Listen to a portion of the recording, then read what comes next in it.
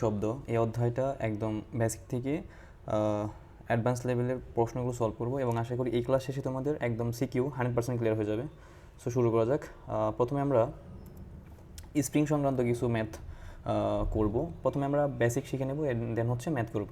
So এখানে বলা আছে কি স্প্রিং বল সরণ এবং ধ্রুবক সংক্রান্ত, অর্থাৎ যদি আমরা সূত্রটাকে লিখি এভাবে তাহলে আমরা জানি যে এফ ইকুয়ালস টু কি মাইনাস কে এক্স, এটা আমরা জানি আগে থেকে, তাই না?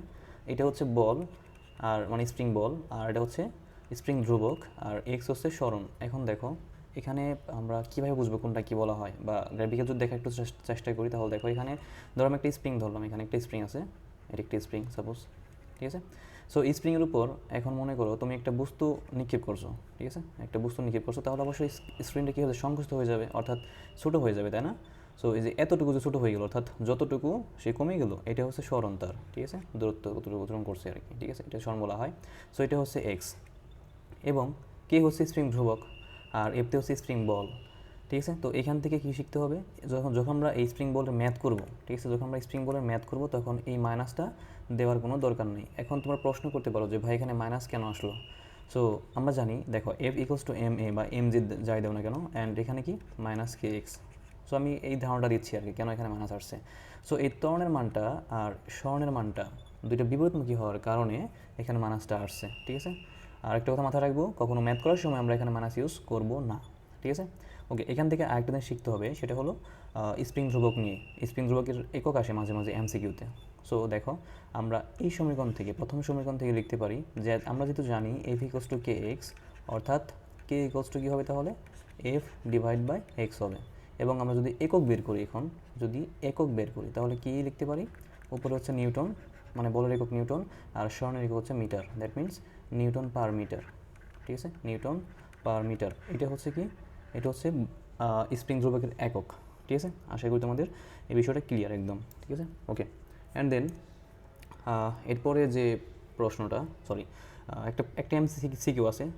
সো সিকিউটা এখন সলভ করে ফেলি। দেখো কী বলছে এখানে, একটা স্প্রিংয়ের এক প্রান্ত একটি কাঠামোর সাথে বেঁধে অপর মুক্ত প্রান্তে 0.5 কেজি ভরে একটা বস্তু ঝুলে দিলে স্প্রিংটি 1 সেন্টিমিটার প্রসারিত হয়। সিম্পল বিষয়, তাই না? সো একটা স্প্রিং তুমি কল্পনা করতে পারো এইভাবে, একটি স্প্রিং মনে করো এখানে আছে, ঠিক আছে? প্রথম অবস্থায় এতটুকু ছিল, বাট যখন তুমি এই স্প্রিংয়ের সাথে কী করছো, একটা বস্তু ঝুলে দিছো, তখন তো এটা অবশ্যই প্রসারিত হয়ে যাবে, অর্থাৎ লম্বা হয়ে যাবে। এখানে যে বস্তুটা তুমি এখানে এর সাথে অ্যাড করছো, এটার ওজন বা হচ্ছে এটার ভর বলা আছে 5 কেজি, 0.5 কেজি বলা আছে। সো নিচের দিকে ঝুলে যাবে, যতটুকু ঝুলে যাবে বা হচ্ছে বড় হবে, এটা হচ্ছে সরণ স্প্রিংটির, ঠিক আছে? যতটুকু সংকুচিত হবে বা বড় হবে ওইটাই হচ্ছে তার সরণ। তাহলে এক্সের মানটা কী হতে পারে, বড় হতে পারে বা সংকুচিত হতে পারে, ডাজন্ট ফ্যাক্ট, ঠিক আছে? দুইটা হতে পারে। সো এখানে এক্সের মানটাও কিন্তু বলা আছে কত, 1 সেন্টিমিটার, ঠিক আছে? ওকে, সো প্রথম প্রশ্নটার দিকে আমরা লক্ষ্য করি। দেখো কী বলছে এখানে, স্প্রিংটির স্প্রিং ধ্রুবক কত, দ্যাট মিনস এখানে কেয়ার মানটা চাইছে। খুবই সিম্পল প্রশ্ন, ঠিক আছে? খুবই সিম্পল প্রশ্ন। দেখো আমরা সহজ প্রশ্ন করতে করতে আমরা অ্যাডভান্স লেভেলে যাবো, কেমন? ওকে, সো আশা করি ক্লাসটা শেষে তোমাদের কোনো প্রশ্ন থাকবে না, আর থাকলে হচ্ছে কমেন্ট বক্সে অবশ্যই জানাবা। সো এক নাম্বারটা সলভ করা যাক। কী বলছে এখানে, স্প্রিংটির স্প্রিং ধ্রুবক কত, যা দেওয়া আছে তা লিখে রাখবা, তাহলে অঙ্ক করতে একদম সুবিধা হবে, ঠিক আছে? So given M equals to 0.5 kg, আর সবসময় আমরা এসআই এককে ম্যাথ করবো, এসআই একক, ঠিক আছে? ইন্টারন্যাশনাল সিস্টেম অফ ইউনিটস এককে। সো এরপর স্প্রিংটি প্রসারিত হয়, অর্থাৎ সেটা এক্সের মান, যতটুকু প্রসারিত হবে ওইটা হচ্ছে এক্সের মান। তাহলে 1 সেন্টিমিটার, 1.0 আর 1 একই কথা। 1 সেন্টিমিটার কত মিটার আমরা জানি, 100 সেন্টিমিটার 1 মিটার, তাহলে এটাকে 100 দিয়ে ভাগ করলে হবে। বা তুমি লিখতে পারো 1 ইন্টু 10 ইনভার্স 2, সাইন্টিফিক আকারে লিখতে পারো, অ্যাজ ইউ উইশ, ঠিক আছে? তোমার ইচ্ছা আর কি। সো যেভাবে খুশি সেভাবে লিখতে পারো, সমস্যা নেই। তো দেখো যেহেতু স্প্রিং ধ্রুবকের মান চাইছে, সো আমরা তাহলে বের করে নিই। আমরা জানি এফ সমান কে এক্স, লিখে রাখবা, ওই নো এখানে লিখে দিবা যে আমরা জানি এফ সমান কে এক্স, এখানে মান আসতে কোনো দরকার নাই। অ্যান্ড দেন কে মানটা বের করতে বলছে, সো উপরে এফ নিচে এক্স, জাস্ট মানটা বসে দেবো এখন। সো এখানে কিন্তু আবার এফ মানটা দেওয়া নেই, যেহেতু এবার মান দেওয়া নেই তাহলে আমরা বসাবো এখানে কি এম। এখন প্রশ্ন হচ্ছে এখানে এ বসাবো না জি বসাবো, যেহেতু এটা উল্লম্ব বরাবর আছে, তাই না? সো এখানে জি বসাবো, এম জি, এম এ বসাবো না, divide by X, and then মানটা বসাও। এম এর মানটা কত, 0.5, আর জি এর মান তুমি জানো অলরেডি 9.8, ঠিক আছে? আর এক্স এর মানটা হচ্ছে কত, 10 ইনভার্স 2, 10 ইনভার্স 2, ইয়েস। ওকে, তাহলে যে মানটা আসবে আমি লিখে দিচ্ছি, মানটা হচ্ছে তোমরা ক্যালকুলেশন করলে পারবা, এটা 490, এবং একটু আগে কিন্তু আমরা একটা বের করলাম, আমরা স্প্রিং ধ্রুবকের একক কিন্তু একটু আগে বের করে নিয়েছি, কী ছিল ভাই? Newton per metre. সো এটাই হচ্ছে আনসার, মানে 1 নম্বরের আনসার হচ্ছে এতটুকুই। আশা করি তোমাদের ক্লিয়ার বিষয়টা। ওকে ফাইন। সো আমরা এখন নেক্সট প্রশ্ন চলে যাই। কী বলছে নেক্সট প্রশ্নটা? 2 নম্বর। ওকে, 2 নম্বর বলা আছে কি, প্রশ্ন কী চাইছে? স্প্রিংটিকে 1.5 সেন্টিমিটার প্রসারিত করলে বস্তুটির উপর স্প্রিং কী পরিমাণ বল প্রয়োগ করবে। দ্যাট মিন্স বলের মানটা চাইছে, কিন্তু এক্সের মানটা চেঞ্জ করে দিছে। প্রথমে এক্সের মান বলা ছিল 1.0 centimetre, that means 1 centimetre, and then হচ্ছে 1.5 সেন্টিমিটার। তাহলে আমরা এখন 1.0 নিয়ে কাজ করবো না, এখন কাজ করবো হচ্ছে 1.5 নিয়ে, যেহেতু প্রশ্ন চেঞ্জ করে দিচ্ছে। সো আমরা তো ওইভাবে যেতে হবে, তাই না? সো তাহলে বলের মানটা চাইছে। সো আমরা জানি কি এখানে বলে যে সূত্র আমরা জানি আগে থেকে, সেটা লিখে রাখবো এখানে। আমরা জানি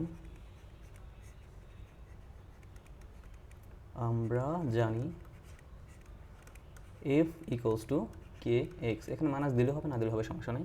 এখন প্রথম কাজ যেটা তোমাদের, প্রথম কাজ হচ্ছে দেওয়া আছে লিখে নিবা। তাহলে কোন সূত্র অ্যাপ্লাই করবা তাহলে তোমার একদম ক্লিয়ার হয়ে যাবে আগে থেকে, ঠিক আছে? সো দেওয়া আছে কি কি, এই ক্ষেত্রে এক্সের মান কিন্তু 1.5 সেন্টিমিটার। 1.5 সেন্টিমিটার মানে 1.5কে 100 দিয়ে ভাগ দিবা, আর 100 দিয়ে ভাগ দেওয়া যে কথা, 10 ইনভার্স 2 লেখা একই কথা, ঠিক আছে? এত মিটার। ইনভার্স 2 মানে তো হচ্ছে 1/10 স্কোয়ার, দ্যাট মিনস 1/100। সো এটা আর কি। Okay fine. অ্যান্ড কের মানটা কিন্তু আমরা আগে থেকে পাইছি, মানে হচ্ছে 1 নাম্বার কিন্তু পেয়ে গেছি। কত পাইছিলাম ভাইয়া? 490 পাইছিলাম, 490 নিউটন পার মিটার পাইছিলাম। ওকে, অ্যান্ড দেন গুণ করে দাও, একদম সিম্পল ম্যাথ। কের মানটা কত? 490 into 1.5 into 10 inverse 2, the answer will B 7.35। বলের একক নিউটন আমরা আগে থেকে জানি, তাই না? সো এটাই হচ্ছে আনসার। তাহলে 1 নাম্বার এবং 2 নাম্বার আমাদের ক্লিয়ার হয়ে গেল। সো আশা করি এই ধরনের ম্যাথ আসলে তোমরা একদম বাম হাত দিয়ে পারবা এখন, তাই না? ওকে, সো এরপরে যে কনসেপ্টটা আছে, কনসেপ্ট 2, এটা হচ্ছে তোমরা সবাই লিখে নাও, পর্যায়কাল। পর্যায়কাল আর সময় দুটো কিন্তু একই জিনিস। তো আজকে তোমাদের এখন একটা ভালো একটা মানে কনফিউজিং যে কোয়েশ্চেন, সেটা আমি একদম বুঝিয়ে দেবো। সো দেখো, এখানে পর্যায়কাল এবং সময় নিয়ে অনেকের সমস্যা হয়, যে কোনটাকে সময় ধরবো কোনটাকে পর্যায়কাল ধরবো। দুটো কিন্তু একই জিনিস, বাট একটু ডিফারেন্স আছে। সেটা কি, আগে সূত্রটা লিখে নিই। দেখো, প্রথম সূত্রটা হচ্ছে পর্যায়কালের, এটা হচ্ছে তোমার স্প্রিংয়ের ক্ষেত্রে, ঠিক আছে? সবাই আমি লিখে দেবো সাইডের, সমস্যা নেই। টি ইকুয়ালস টু 2π√m/k, ঠিক আছে? এখানে আরেকটা সূত্র আছে পর্যায়কালে, সেটা হলো কি, টি ইকুয়ালস টু 2π√L/g। এই দুইটা সূত্র পর্যায়কালের, ঠিক আছে? সো কখন কোনটা ইউজ করবো সেটা হচ্ছে বিষয়। এই যে প্রথম যে সূত্রটা লিখছি, এখানে দেখো কে আছে, এম আছে, কেতে হচ্ছে স্প্রিং ধ্রুবক, তার মানে স্প্রিংয়ের ক্ষেত্রে এটা হচ্ছে স্প্রিংয়ের ক্ষেত্রে। স্প্রিং কেমন তোমরা সবাই জানো, একটু আগে দেখাইছি আমরা চিত্র আগে। এবং এটা হচ্ছে কি, এটা দোলকের ক্ষেত্রে, এটা সরল দোলক বা দোলকের ক্ষেত্রে এটা, ঠিক আছে? মজার বিষয় হচ্ছে দোলক কেমন হতে পারে, দেখো দোলক এরকম হতে পারে আর কি, এই যে এরকম দোলনা সবাই চলছো না ষোলোকালে, সো দোলনার মতো আর কি, সবসময় সেম থাকবে। এখানে সুতাও হতে পারে, দোলক বা সুতাও হতে পারে এখানে, ঠিক আছে? ওকে, এই পয়েন্টগুলো সব সেম থাকবে, ঠিক আছে? এটা সব সেম থাকবে। ওকে, সো এখন এই যে পর্যায়কাল দুইটা, মজার বিষয় হচ্ছে এই দুইটা সমান, অর্থাৎ এই প্রথম সমীকরণ সমান দ্বিতীয় সমীকরণ। তাহলে দেখো আমরা যদি দুইটা সমীকরণ আমরা সমান দিই, তাহলে আরেকটা নতুন একটা সম্পর্ক পাই এদের মাঝে। সেটা কি, মানে এই পাশের টি আর এই পাশের টি যদি সমান হয়, তাহলে নতুন একটা সম্পর্ক পাই। সেটা কি, এখানেও দেখো আমি একটু ক্লিয়ার করে লিখে দিচ্ছি, ওয়েট। ওকে, আচ্ছা আমি এটা মুছে দিচ্ছি, সবাই লিখে নাও, এটা মুছে দিচ্ছি, ক্লিয়ার করে দিচ্ছি একদম। এখন আমি দুইটা সমান দেখাবো আর কি, অর্থাৎ প্রথম সমীকরণ সমান দ্বিতীয় সমীকরণ। তাহলে টি ইকুয়ালস টু টি আর কি। তো এই পাশের টি কী ছিল, 2π√, কী ছিল, m/k ছিল। অ্যান্ড এ পাশে ছিল 2π√L/g। আর এতে কিন্তু সুতার দৈর্ঘ্য বা হচ্ছে দোলকের দৈর্ঘ্য বোঝায়। আমি আবার অঙ্কন করে দিচ্ছি, দেখো এটা যদি দোলক হয়, এইটা যদি দোলক হয়, তাহলে এইটা প্রত্যেকটা কিন্তু সমান। অর্থাৎ আমি যদি নামকরণ করি উ এ, উ বি, ও সি, এই উ এ, উ বি, ও সি সব সমান, উ এ, ও বি অ্যান্ড ও সি, ঠিক আছে? এরা হচ্ছে ইকুয়াল, সমান, যেহেতু একই সুতা বা একই দৈর্ঘ্য। তাহলে এই দৈর্ঘ্যটা হচ্ছে কি, এই দৈর্ঘ্যটা হচ্ছে এল, আমি যেটা এল হিসেবে প্রকাশ করলাম, ঠিক আছে? এটা হচ্ছে সুতার দৈর্ঘ্য বা দোলকের দৈর্ঘ্য। আশা করি বিষয়টা ক্লিয়ার। সো এখন দেখো এখানে 2π চলে যায়, তাই না? একটা সমীকরণ ক্রিয়েট করতেছি আমরা, এটা লাগবে পরীক্ষার হলে বা প্রশ্ন লাগবে আর কি, সামনে আমরা যে বোর্ড কোশ্চেন সলভ করবো ওইখানে লাগবে। তাহলে m/k ইকুয়ালস টু L/g লিখতে পারি, যে রুট কে বাই কাটা গেছে, উপপক্ষে বড় করে দিছি ওর জন্য। তাহলে এই সমীকরণটা মোস্ট ইম্পর্ট্যান্ট ম্যাথ করার জন্য, এবং এমসিকিউতে, অর্থাৎ এমসিকিউ এবং সিকিউ দুইটাতেই এই সমীকরণটা লাগবে, একদম মুখস্থ করে নেবে, কেমন? ওকে ফাইন। সো পর্যায়কাল নিয়ে আশা করি তোমাদের সকল বিষয় ক্লিয়ার। আরেকটা জিনিস আছে, সেটা হচ্ছে একক। একক তো না পড়লেও হবে, তোমার একটা জিনিস আলোচনা করে দিই, সেটা হলো যে পর্যায়কালের সাথে কম্পাঙ্কের একটা সম্পর্ক আছে, ঠিক আছে? মানে পর্যায়কালের সাথে আর কম্পাঙ্কের সম্পর্ক আছে, এটা হচ্ছে 1/f, মানে বিপরীত, ঠিক আছে? কম্পাঙ্কের সাথে পর্যায়কালের সম্পর্ক হচ্ছে ব্যস্তানুপাতিক, অর্থাৎ এফ বাড়লে টি কমবে, টি বাড়লে এফ কমবে, এটা আর কি, ঠিক আছে? আরেকটা বিষয় আছে, ঠিক আছে, আরেকটা বিষয় আছে, সেটা আমি ক্লিয়ার করে দিচ্ছি। ধরো এইটা একটা তরঙ্গ, যদি ওইটা সামনে কনসেপ্ট আছে অলরেডি, তবুও আমি এখানে আলোচনা করে দিচ্ছি।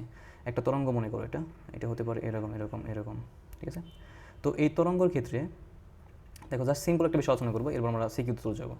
সো এই যে এখানে 3টা পয়েন্ট, সবাই কল্পনা করবা যে পূর্ণ তরঙ্গ মানে কি? পূর্ণ তরঙ্গ বলতে বোঝায়, দেখো, পূর্ণ তরঙ্গ, এই পূর্ণ তরঙ্গ হচ্ছে 3 পয়েন্ট বিবেচনা করবে, এটা শর্টকাট বা হচ্ছে টেকনিক একটা। এই যে 1টা 2টা 3টা, এই 3টা পয়েন্ট মিলে একটা পূর্ণ তরঙ্গ গঠিত হয়, এবং এটা বলা হয় ল্যামডা, 1 ল্যামডা আর কি। তাহলে যদি মধ্যবর্তী আমি যদি পয়েন্ট করি, এখানে ও দিলাম, এটাকে এ দিলাম, এটাকে বি দিলাম, ঠিক আছে? এখন এখানে যদি বলা হয় ওয়ে, মানে কি? এখানে ওয়ে কিন্তু অর্ধেক তরঙ্গ, অর্থাৎ অর্ধেক তরঙ্গ ধরবো, অর্থাৎ আমরা লিখতে পারি এখানে ল্যামডা/2, জাস্ট এই যে এতটুকু হচ্ছে ল্যামডা/2। মজার বিষয় হচ্ছে যদি এটাকে আরও অর্ধেক করি, এই পয়েন্টে আনি, এই পয়েন্টের নাম মনে করো কে দিলাম, তাহলে উকে হবে কি ল্যামডা/2/2, দ্যাট মিনস ল্যামডা/4, ল্যামডা/2/2, এটার অর্ধেক মানে কি? ল্যামডা/4। আশা করি তোমাদের ক্লিয়ার। এখন এখানে বিষয় হচ্ছে যে কোন জিনিসটা মাথায় রাখবো আমরা, যা আলোচনা করি সব মাথায় রাখতে হবে, বাট যেটা দেখানোর উদ্দেশ্য নিয়ে তোমাদের এটা দেখালাম, সেটা হলো এই ফুল তরঙ্গ মানে পূর্ণ তরঙ্গ হতে যে সময় লাগে, ওটা হচ্ছে পর্যায়কাল। আর একটা তরঙ্গ একদম ফার্স্ট থেকে লাস্ট পর্যন্ত যে সময় অতিবাহিত করে আর কি, ওটা হচ্ছে স্মল টি, মানে নামে ছোটো বাট কাজে হচ্ছে বিশাল। অর্থাৎ তোমরা এভাবে মনে রাখবা, স্মল টি প্রকাশ করবো হচ্ছে ফুল টাইমকে, আর পর্যায়কাল বলতে একটা পূর্ণ তরঙ্গ জাস্ট এটাকে বুঝবা, টি, ঠিক আছে? আশা করি তোমাদের ক্লিয়ার। ওকে, এরপর আমরা ম্যাথ চলে যাই। দেখো এখানে প্রশ্ন আছে সুন্দর একটা, বলছে 200 গ্রাম ভরের একটা স্প্রিং সরল ছন্দিত গতিতে গতিশীল। ওকে, গতি অধ্যায়ে আমরা কিন্তু এগুলো অলরেডি আলোচনা করছি, সবাই দেখে নিও। এরপর কি বলছে, মধ্যবস্থান থেকে স্প্রিংটি যখন 0.15 মিটার সরণ হয়, অর্থাৎ এক্স এর মান বলা আছে, তখন এর ক্রিয়ারত বলের মান হচ্ছে, এই যে এফ এর মানটা দেওয়া আছে। স্প্রিংটি পর্যায়কাল বল কত হবে, মানে পর্যায়কাল কত হবে, এটা আর কি, বল আসলে বিষয় না, এখানে পর্যায়কাল কত হবে এটা বলছে। সো আমরা জানি এখানে কী দেওয়া আছে সেটাকে লিখে রাখবো, ঠিক আছে? গিভেন বা দেওয়া আছে, কী কী দেওয়া আছে ভাই? এখানে ভর দেওয়া আছে, ভর এম ইকোস টু, লিখে নিবা একটু, ভর দিয়ে ব্র্যাকেটে লিখবা এম ইকোস টু 200 গ্রাম। সো ভর যদি 200 গ্রাম হয়, তাহলে গ্রাম থেকে আমরা এসআই এককে কনভার্ট করবো, অর্থাৎ কেজিতে নেবো। আমরা জানি ভর একক হচ্ছে কেজি, তাহলে কত কেজি হয়? 1000 দ্বারা ভাগ, 1000 দ্বারা ভাগ দিলে 0.2 আসে, 0.2 কেজি আসে। সো আশা করি এই বিষয়ে তোমাদের ক্লিয়ার। এবং সরণের মানটা বলে দিছে, সরণ কত? সরণ এক্স ইকোস টু 0.15 মিটার। ওকে, এবং বলের মানটা বলা আছে, বল ইকোস টু 0.3 নিউটন, একদম ইজি। এখন জাস্ট পর্যায়কাল বলছে, সো এখানে লিখবো, আমরা জানি পর্যায়কাল টি ইকোস টু 2 পাই, কী দেওয়া আছে এখানে এফ এক্স দেওয়া আছে, কিন্তু প্রশ্ন হচ্ছে কে দেওয়া নেই, তাই না? তো আমরা কিন্তু দুইটা সূত্র জানি, যখন যেটা মানগুলো তুমি পাও ওইটা ইউজ করবে, কোনো সমস্যা নেই, একটা সূত্র ইউজ করলেই হলো, ঠিক আছে? কিন্তু মান জানতে থাকতো, যেমন এখানে এলেমানটা আমরা যে একটা সূত্র পড়ছি পর্যায়কালের 2π√L/g, এখানে এলেমান কোথাও দেওয়া নাই। সো আমরা ওই সূত্র কেন নেব? ইউজ করতে পারি এখানে আমরা, তাহলে m/k ইউজ করতে পারি, m/k। কিন্তু প্রশ্ন হচ্ছে এখানে কেউ তো দেওয়া নাই, কীভাবে বের করবো? বের করা একদম সোজা, কারণ দেখো আমি সাইড নোট করে দিচ্ছি এখানে, বা তুমি এখানে করতে পারো, এটাকে 1 নম্বর সমীকরণ দিয়ে এখানে লিখতে পারো আবার, ঠিক আছে? ওই কে মানটা বের করে দেখাতে পারো, আবারের পর আমরা জানি দিলেও হবে, না দিলেও হবে, আবার লিখে এবার আমরা জানি এফ সমান কে এক্স। আমি কিন্তু বারবার বলতেছি ম্যাথ করার সময় এখানে মানাস আমরা দেবো না, তাহলে কে মানটা বের করবো, কে ইকোয়াল টু কি লিখতে পারি, x/f লিখতে পারি, তাই না? এই যে কে মানটা এখানে বসে দেবো আমরা, ঠিক আছে? এখন লিখবা 1 হতে ওই টি ইকোয়াল টু, যেটা তুমি পাইছিল পরে, ঠিক আছে, 2π√m/k। এখন m/k, এই কে এর মানটা x/f লিখে দিবা, x/f লিখে দিবা, দ্যাটস ইট, ঠিক আছে? ওকে, সো এখন তাহলে কী হয়, কী দাঁড়ালো সমীকরণটা, আমি এখানে লিখে দিচ্ছি, মানে এরপর লাইনটা হচ্ছে এইটা, ইকোয়াস টু কী হয়, 2π এই এফটা উপরে উঠে যাবে, ঠিক আছে? সরি, এখানে আচ্ছা একটা জিনিস মিস্টেক করছি, সরি ফর দ্যাট। এখানে আমরা কী করছি, এই যে এখানে একটু মিস্টেক করছিলাম, ঠিক আছে? ওকে, এখানে একটু মিস্টেক হয়েছিল, কী হবে তাহলে এখানে ভাই, এখানে হবে উপরে এফ হবে, সরি উপরে এফ হবে, নিচে মানে এটা কমন একটা জিনিস হয়েছে, সরি ফর দ্যাট। সো এটা হচ্ছে এফ বাই এক্স হবে, উপরে এফ নিচে এক্স হবে। ওকে ফাইন। সো এইটাতে তাহলে একটু ইট করতে হবে। ওকে, সো এখানে কী হবে তাহলে এফ বাই এক্স হবে, ঠিক আছে, এবং এই এক্সটা উপর চলে যাবে, তাহলে কী হবে আনসার? এটা সমীকরণটা কী দেওয়া হলো? উপরে এম ইন্টু এক্স, মানে উল্টে যাবে আর কি, লব হর হয়ে যায়, হর লব হয়ে যায়, এর নিচে এফ, অর্থাৎ এম এক্স বাই এফ। এখন ভ্যালু বসাও, মান বসালেই মানে টি এর মানটা পেয়ে যাবে। তাহলে 2 পাই, 2 পাই পুরো রাখো, সমস্যা নেই। ওকে, একটু ক্লিন করে নিচ্ছি। ওকে, সো 2 পাই এখানে রাখবা এবং রুট ওভার দিবা এখানে, এবং উপর থাকে এম ইন্টু এক্স, এম এর মানটা কত বসে দিবা? 0.2 ইন্টু এক্স, এক্সের মানটা কত? 0.15, 0.15, অ্যান্ড দেন এফের মানটা হচ্ছে 0.3, 0.3। এটা ক্যালকুলেশন করো, মানটা আসবে 1.98 সামথিং, 1.98, এটা লিখলে হবে, সমস্যা নেই, এত সেকেন্ড, ঠিক আছে। অর্থাৎ আমরা পর্যায়কালের মানটা পেয়ে গেলাম 1.98 সেকেন্ড। এটা হচ্ছে স্প্রিংটির পর্যায়কাল, ঠিক আছে। এটা আনসার লিখলে হবে, দ্যাটস ইট। সো আশা করি তোমাদের এই প্রশ্নটা ক্লিয়ার, একদম ইজি প্রশ্ন। এরপর দেখো ঢাকা বোর্ড 2023 সালে প্রশ্নটা আসছিল। সো বলছে এখানে কি, একটা সহজ দোলক পি এর সুতার দৈর্ঘ্য বলা আছে 99 সেন্টিমিটার। ওকে, সো এরপর বলছে দোলকটিকে 9.8 মিটার চেঞ্জ করতে, মানে এটা তো জি এর মান, তো জানোই সবাই, অ্যান্ড এটা হচ্ছে সুতার দৈর্ঘ্য, এখন এল এর মান দেওয়া আছে, দেখছো। এখন অভিকর্ষ ত্বরণ সম্পন্ন স্থানে দুলতে দেওয়া হলো। আচ্ছা, এখানে কোয়েশ্চেনটা ক্লারিফাই করে দেওয়া নাই। সো এটার প্রশ্নটা হবে এরকম যে পর্যায়কাল কত, ঠিক আছে। সবাই প্রশ্ন লিখে নিতে পারো। বোর্ড প্রশ্ন আই থিঙ্ক এভাবে আসছিলো, বা হচ্ছে আমি যে বই থেকে কালেক্ট করছি সেই বই থেকে মনে হচ্ছে এটা টাইপিং মিস্টেক করতে পারে। সো পর্যায়কাল, প্রশ্নটা হচ্ছে পর্যায়কাল ইকুয়ালস টু হোয়াট, পর্যায়কালটা কত এখানে তোমাকে বের করতে হবে, ঠিক আছে। সো আমরা পর্যায়কাল সূত্র জানি, এবং কী কী দেওয়া আছে আগে লিখতে হবে। তোমার কিন্তু সবসময় বলতে থাকি আমি যে আগে তোমার প্রথম কাজ হচ্ছে কী চাইছে ওটা ফোকাস করবা, এবং কী কী দেওয়া আছে ওটা ফোকাস করবা, তাহলে কোন সূত্র অ্যাপ্লাই করবা এটা তুমি নিজে বুঝে যাবা, ঠিক আছে। সো গিভেন বা দেওয়া আছে সুতার দৈর্ঘ্য, ঠিক আছে, লিখবা এখানে যে সুতার দৈর্ঘ্য L equals to 99 centimetre. 99 centimetre means 100 দিয়ে ভাগ করলে আমরা কী পাবো? 0.99 মিটার পাবো। ওকে, সুতা দৈর্ঘ্য পেয়ে গেলাম। আর জি এর মানটা তুমি আগে থেকে জানো, বা এখানে দেওয়া আছে 9.8। দেখো এই মানটা কিন্তু আসলে অ্যাপ্রোপ্রিয়েটলি আসলে তোমার মানে কনস্ট্যান্ট না আসলে, ঠিক আছে। কনস্ট্যান্ট আমরা ধরি যদিও, কারণ হচ্ছে এখানে জি এর মানটা চেঞ্জেবল, কারণ মেরু অঞ্চলে আমরা জানি বিশ্ব অঞ্চলে ব্যাসার্ধ বেশি, মানে বিশ্ব অঞ্চলে আমাদের পৃথিবীর ব্যাসার্ধটা একটু বেশি থাকে, পৃথিবীতে গোল নয়, তাই না।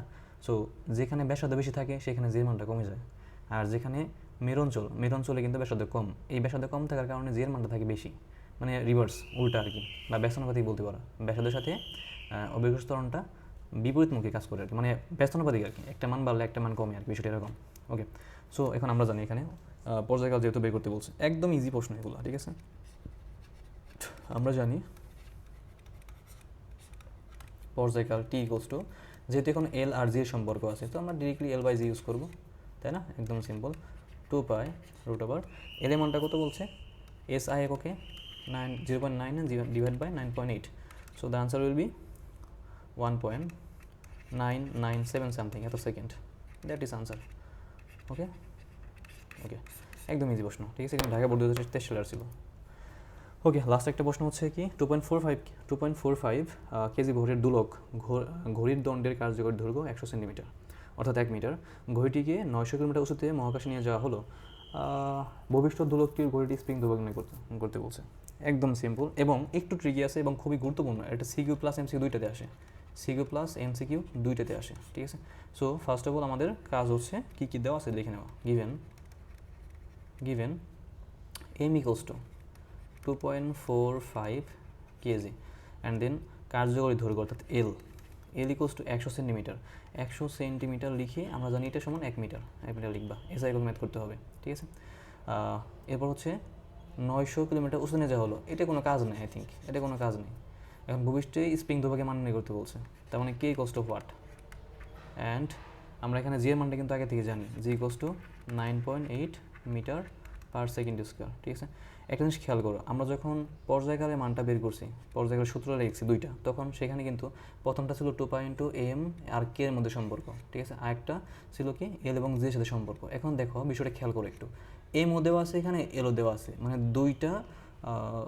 মানে দুইটা পর্যায়কালের সূত্রর মান এখানে দেওয়া আছে। তাহলে অবশ্যই বোঝা যাচ্ছে যে দুইটা সমীকরণকে কাজে লাগিয়ে ম্যাথ করতে হবে। দেখো আমরা একটু আগে একটা জিনিস করছিলাম আগের স্লাইডে, আমি দেখাচ্ছি তোমাদের। দেখো এইখানে ওয়েট, ওটা কেটে ফেলছি আমি, সরি ফর দ্যাট, ওটা কেটে ফেলছি, সরি। সেটা ছিল কি, এই দুইটাতে সূত্র ছিল আমাদের, টি ইকুয়ালস টু পাই একটা এম বাই কে, একটার এল বাই জি। তোমরা একটু খাতায় দেখো, লিখে থাকলে অবশ্যই দেখতে পাবা, বা ভিডিওটা একটু টেনে দেখো আগে। এমন একটা তোমরা সমীকরণ পাইছিল এখানে, যে 2 pi root over M by K and 2 pi root over L by G, সেখান থেকে M by K equals to L by G একটা সমীকরণ পাইছিল, তাই না? সো আমি লিখে দিচ্ছি এখানে, দেখো আমরা জানি যে লিখবা, আমরা জানি T equals to 2 pi root over কী ছিল, এম বাই কে ছিল, তাই না?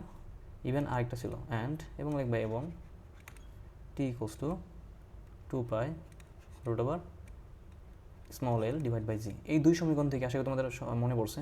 এখন লিখবা, একটা কাজ করতে পারো, এখানে 1 নাম্বার 2 নাম্বার দিতে পারো। এখন লিখতে পারো যে 1 ও 2 হতে আমরা একটা লাইন লিখতে পারি, সেটা হলো কি, ডিরেক্টলি লিখে দাও। আশা করি বুঝতে পারছো তোমরা কীভাবে এটা আসছে। এটা আসবে কি, directly M by K equals to আসবে এল বাই জি আসবে।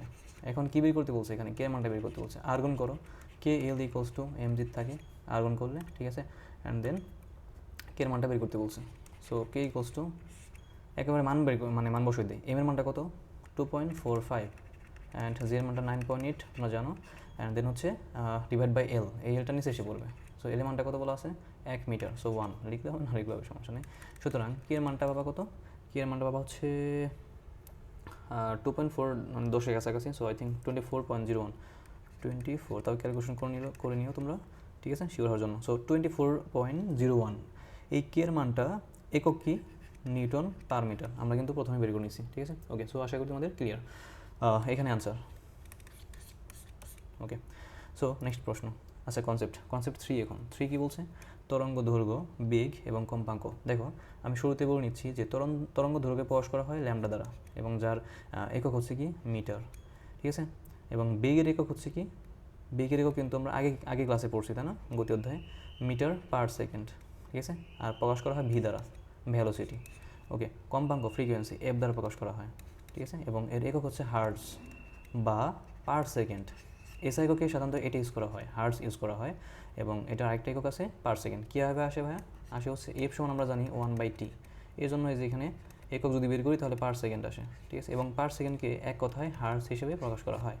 ওকে, সো এই তিনটার ভিতরে একটা সম্পর্ক আছে। সম্পর্কটা কী হয়, সম্পর্কটা হচ্ছে ভি সমান এফ ইন্টু ল্যামডা, ঠিক আছে। এটা সূত্র, কোনটাকে কি আশা করি তোমরা সবাই বুঝতে পারছো। ওকে, সো তাহলে একটা কোশ্চেন সলভ করা যাক। বলা আছে একটা ছেলে আংশিক পানিপূর্ণ কুয়ার হাততালি দেওয়ার পর 0.12 সেকেন্ড এবং 0.15 সেকেন্ড পর দুটি শব্দ শুনতে পেয়েছে। ওকে, ফাইন।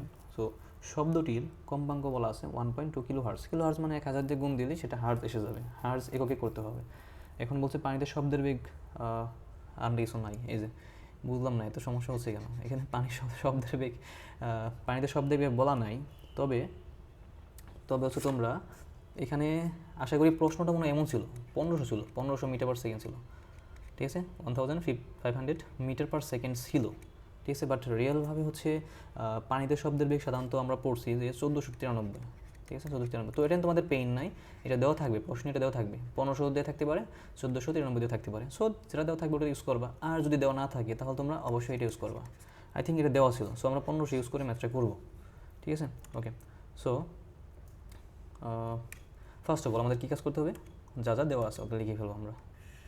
তাহলে এখানে বেগটা কিন্তু দেওয়া ছিল, ঠিক আছে।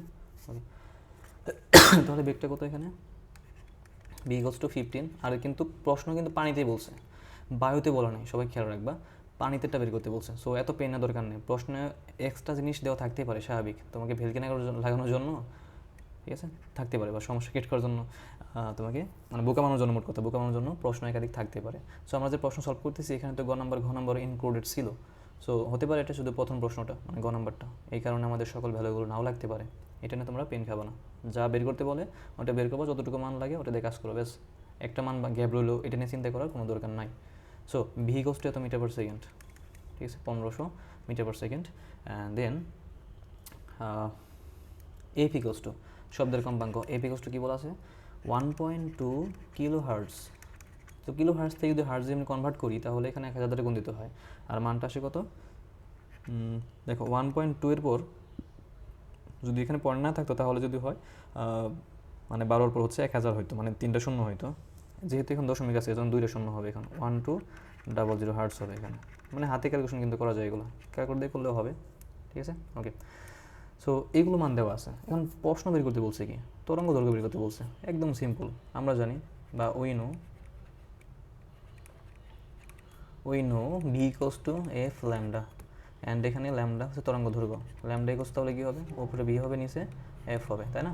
এখন মানটা বসে দাও, ভির মানটা 1500, অ্যান্ড দেন এফের মানটা কত, 1200।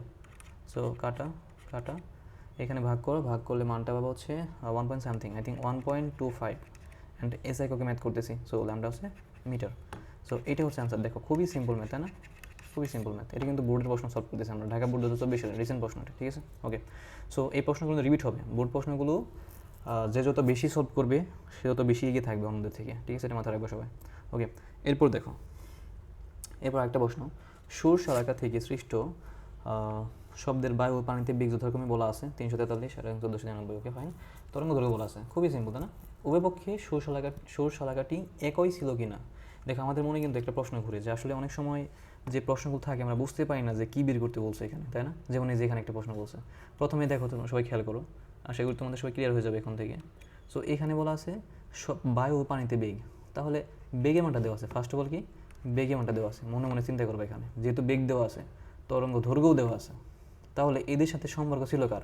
অবশ্যই এফের সম্পর্ক ছিল, এফ দেওয়া নাই, তাই আমরা এফ বের করে ম্যাথ করব, অর্থাৎ এই এফের মান দিয়ে আমরা কম্পেয়ার করব দুই ক্ষেত্রে, বায়ুর ক্ষেত্রে এফ বের করব এবং পানির ক্ষেত্রেও এফ বের করব। তাহলে তারপর দুটো কম্পেয়ার করব, যদি সেম হয় তাহলে বলবো যে না সেম ছিল, আর যদি সেম না থাকে তাহলে বলবো আমরা যে সুরশলাকাটি একই ছিল না। একদম সিম্পল, তাই না? ওকে ফাইন, সো তো আমরা তাকে এফ দুই ক্ষেত্রেই এফ বের করতে হবে, ঠিক আছে। ওকে, তো প্রথমে আমরা বায়ুর ক্ষেত্রে বের করি নাকি, বায়ুর ক্ষেত্রে বের করি। দেখো এখানে মান কিন্তু চেঞ্জ করা লাগবে না, কারণ সব এস এককে ম্যাথ দেওয়া আছে, বেগের একক মিটার পার সেকেন্ড আছে এখানে, আবার তরঙ্গ দৈর্ঘ্য একক হচ্ছে মিটারই আছে, সো কোনো কিছু চেঞ্জ করার দরকার নাই। তাহলে এখান থেকে আমরা বলতে পারি যে বায়ুর ক্ষেত্রে, প্রথমে লিখবা হচ্ছে বায়ুর ক্ষেত্রে, ঠিক আছে, বায়ুর ক্ষেত্রে, বা বায়ুতে লিখলেও হবে, সমস্যা নেই, যেভাবে লিখতে পারো আর কি। সো বায়ুর ক্ষেত্রে আমরা এফ বের করবো, তাই না? ওকে, সো বায়ুর ক্ষেত্রে আমরা জানি ভি সমান এফ ল্যামডা, যেহেতু বায়ুর ক্ষেত্রে লিখতেছি, তোমরা কাজ করতে পারো, বায়ুর ইংরেজি শব্দ অ্যাড দিয়ে এ দিয়ে প্রকাশ করতে পারো, B of A, F of A, lambda of A. এখন আমাদের বের করতে হবে এ এর মানটা, এফ অফ এ, তাহলে উপরে থাকবে V of A divide by lambda A. এখন জাস্ট মানটা বসে দাও, উপরে কি আছে, ভি এ মানে হচ্ছে বায়ুতে শব্দের বেগ কত আছে, 343 metre per second, so 343, and then lambda মানটা কত বায়ুর ক্ষেত্রে 1.5, সো নিচে 1.5, অ্যান্ড ডিভাইড করো, মানটা আসবে, ক্যালকুলেশন করো সবাই, সো পেয়ে যাবে 228 পয়েন্ট সামথিং, আই থিঙ্ক এটা হচ্ছে 67। ওকে ফাইন, তো এটার একক হচ্ছে হার্টস। তো আশা করি এটা তোমাদের ক্লিয়ার, একদম সিম্পল ম্যাথ, ঠিক আছে, ভয় পাই কোনো কারণে। এবার পানির ক্ষেত্রে আমরা বের করি, এই পাশে বের করি। দেখো এখন লিখবা পানির ক্ষেত্রে বা পানিতে একটা লিখলেই হলো। পানির ক্ষেত্রে আবার same, V of water equals to F of water and lambda of water, সব পানিতে আর কি। তাহলে F of W equals to কী হবে, ওপরে হবে V of water and then lambda W. Okay, এখন জাস্ট মানটা বসাও, তাহলে ভি অফ ওয়াটারের মানটা কত ছিল 1493। দেখো একটা জিনিস খেয়াল করো, বায়ুর থেকে কিন্তু পানিতে শব্দের বেগ বেশি, ঠিক আছে, মানে তুমি কিন্তু পানি নিচে একজনকে ডাক দাও, মানে যতটুকু শক্তি খরচ করতে হবে, ঠিক আছে, বায়ুতে কিন্তু তার থেকে অনেক বেশি শক্তি খরচ করতে হবে, মানে তত দূর যাবে না আর কি, ঠিক আছে। ওকে ফাইন, সো ল্যামডা মানটা কত এখানে 6.51। ওকে, সো যদি ভাগ করো তুমি তাহলে মানটা পাবা 229.34 হার্টস। দেখো এখন কমেন্টটা লিখতে হবে, আমরা দুইটা ক্ষেত্রেই কম্পাঙ্ক কিন্তু বের করে ফেলছি, ঠিক আছে। এটার ক্ষেত্রে বের করলাম, বায়ুর ক্ষেত্রে বের করলাম, অ্যান্ড পানির ক্ষেত্রে বের করলাম, দুই ক্ষেত্রে কমেন্টটা হয়। কমেন্টটা কেমন হয়, কমেন্টটা হয় এখানে যেহেতু 0.67 এখানে 0.34, আর এটা মোটামুটি কিন্তু একটু কাছাকাছি মানি, তাহলে কমেন্টটা এমন হতে পারে যে অতএব সুরশলাকাটি একই ছিল না, এটাও কমেন্ট করতে পারো তোমরা, যেহেতু এখানে পয়েন্টের তারতম্য আছে, তাই না? সো আর যদি একটু ভালোভাবে লক্ষ্য করো তাহলে দেখো 0.67 আর 0.34, 0.67 মানে হচ্ছে এই 228টা 229-এর প্রায় কাছাকাছি, 229-এর প্রায় কাছাকাছি, অ্যান্ড এইটাও দেখো অত বেশি কাছাকাছি না, মানে 229 লিখতে পারি, তাহলে আমরা এত হার্জে লিখতে পারি, মানে প্রায় দিয়ে আর কি। তো তোমাদের উপর আমি এটা ছেড়ে দিলাম, এবং আমি বলে দিলাম যে কমেন্ট হচ্ছে দুইটা দেওয়া যায়, সুরশলাকাটি একই ছিল না, কারণ পয়েন্ট এখানে ডিফারেন্স আছে। আর যদি তুমি বলো যে ভাই তাহলে কোন কমেন্টটা দিলে এখানে বেটার হয়, তো আমি তোমাকে সাজেস্ট করবো হচ্ছে নিচেরটাতে, এবং বলবা যে যেহেতু মানগুলো খুব কাছাকাছি তাই বলা যায় যে সরষে একই ছিল। এই যে প্রায় সমান 229 প্রায় সমান 229 প্রায় সমান।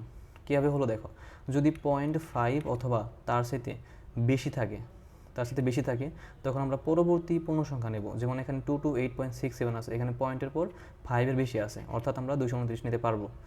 বাট যদি এই 0.5-এর সাথে কম থাকে, 0.5-এর সাথে কী থাকে, কম থাকে, তখন আমরা যে পূর্ণ সংখ্যাটা আছে এখানে ওইটা লিখবো, বাট প্রায় সিম্বলটা ইউজ করি। এটা কিন্তু প্রায়, ঠিক আছে, মানে কাছাকাছি মান বোঝায় আর কি এই চিহ্নটা, সাইনটা। সো আশা করি তোমাদের বিষয়টা ক্লিয়ার। তাহলে কমেন্টটা কি দেওয়া হয় এখানে? কমেন্ট দেওয়া হচ্ছে যেহেতু দুই ক্ষেত্রেই মানগুলো মানে বেশি তারতম্য নেই, অতএব বলা যায় যে তা সরষে লাগাটি একই ছিল উভয় ক্ষেত্রে, ঠিক আছে। ওকে ফাইন। সো আশা করি তোমাদের বিষয়টা ক্লিয়ার। ওকে, এরপর দেখো একটা প্রশ্ন, এটা খুবই কিন্তু ইম্পর্ট্যান্ট, ঠিক আছে, এটা সবাই দাগে নাও, এটা মোস্ট ইম্পর্ট্যান্ট। এই ধরনের ম্যাথ প্রায় আসে, ঠিক আছে। ওকে, সো দেখো এখানে বলা আছে তরঙ্গ দয়ের কম্পাঙ্কের পার্থক্য 250 হার্টজ হলে কম্পাঙ্গদ্বয় কত হবে নির্ণয় করো। অর্থাৎ দুই ক্ষেত্রেই এফ চাইছে ইকুয়ালস টু হোয়াট। ঠিক আছে, খুবই সিম্পল প্রশ্নটা, বাট একটু আমাদের বুঝতে হবে। এখানে দেখো কি বলা আছে, এখানে ভি এর মানটা বলা আছে এবং এখানে ভি মান, তাহলে তোমরা একটা কাজ করতে পারো, এটা প্রথম ক্ষেত্রে ধরো 1 নাম্বার, এটা দ্বিতীয় ক্ষেত্রে ধরো 2 নাম্বার ধরতে পারো, ঠিক আছে। তাহলে আবার বলে দিচ্ছি এখানে এবি এবং সিডি কি সমান। একটু আগে কিন্তু আমরা কম্পাঙ্ক বিষয় নিয়ে আলোচনা করছি, ঠিক আছে। তো আমি আবার লিখে দিচ্ছি এখানে, এটা সলিউশন, ঠিক আছে।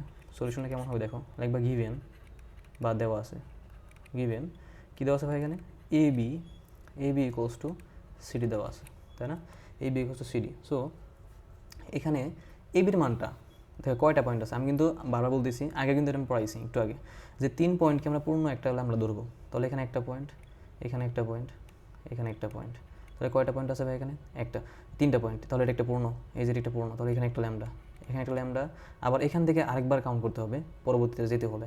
সো এখানে একটা, এখানে একটা, এখানে একটা, 3টা, তাহলে এই 3টা থেকে একটা ল্যামডা, আবার সেম দেখো আরও 3টা আছে, 1টা 2টা 3টা, সো একটা ল্যামডা, তাহলে lambda plus lambda plus lambda, তার মানে 3টা পূর্ণ তরঙ্গ দৈর্ঘ্য আছে এখানে, অর্থাৎ 3 ল্যামডা। এবির ক্ষেত্রে লিখতে পারি কি 3 ল্যামডা, আর যেহেতু 1 ধরে নিছি সো ল্যামডা 1 ধরবো। এবং সিডি ক্ষেত্রে দেখো 1 2 3, এখানে একটা পূর্ণ একটা ল্যামডা আছে, সো এখানে একটা ল্যামডা, অ্যান্ড 1 2 3 আরেকটা ল্যামডা, 1 2 3 আরেকটা ল্যামডা, 1 2 3 একটা ল্যামডা, সো 1 2 3 4টা ল্যামডা আছে, অর্থাৎ 4 ল্যামডা এখানে 2 হিসেবে কনসিডার করতেছি, তাই না। ওকে ফাইন। সো যে কোনো একটা মান বের করে নিলেই হবে। সো যে কোনো একটা সমীকরণ ক্রিয়েট করে নাও। তো 4 ল্যামডা 2 কে পাশে আনো, একটা করলেই হলো, কোনো পেন নাই, আমি জাস্ট এক্সচেঞ্জ করতেছি আর কি, আমার ভালো লাগতেছে এর জন্য, যাই হোক।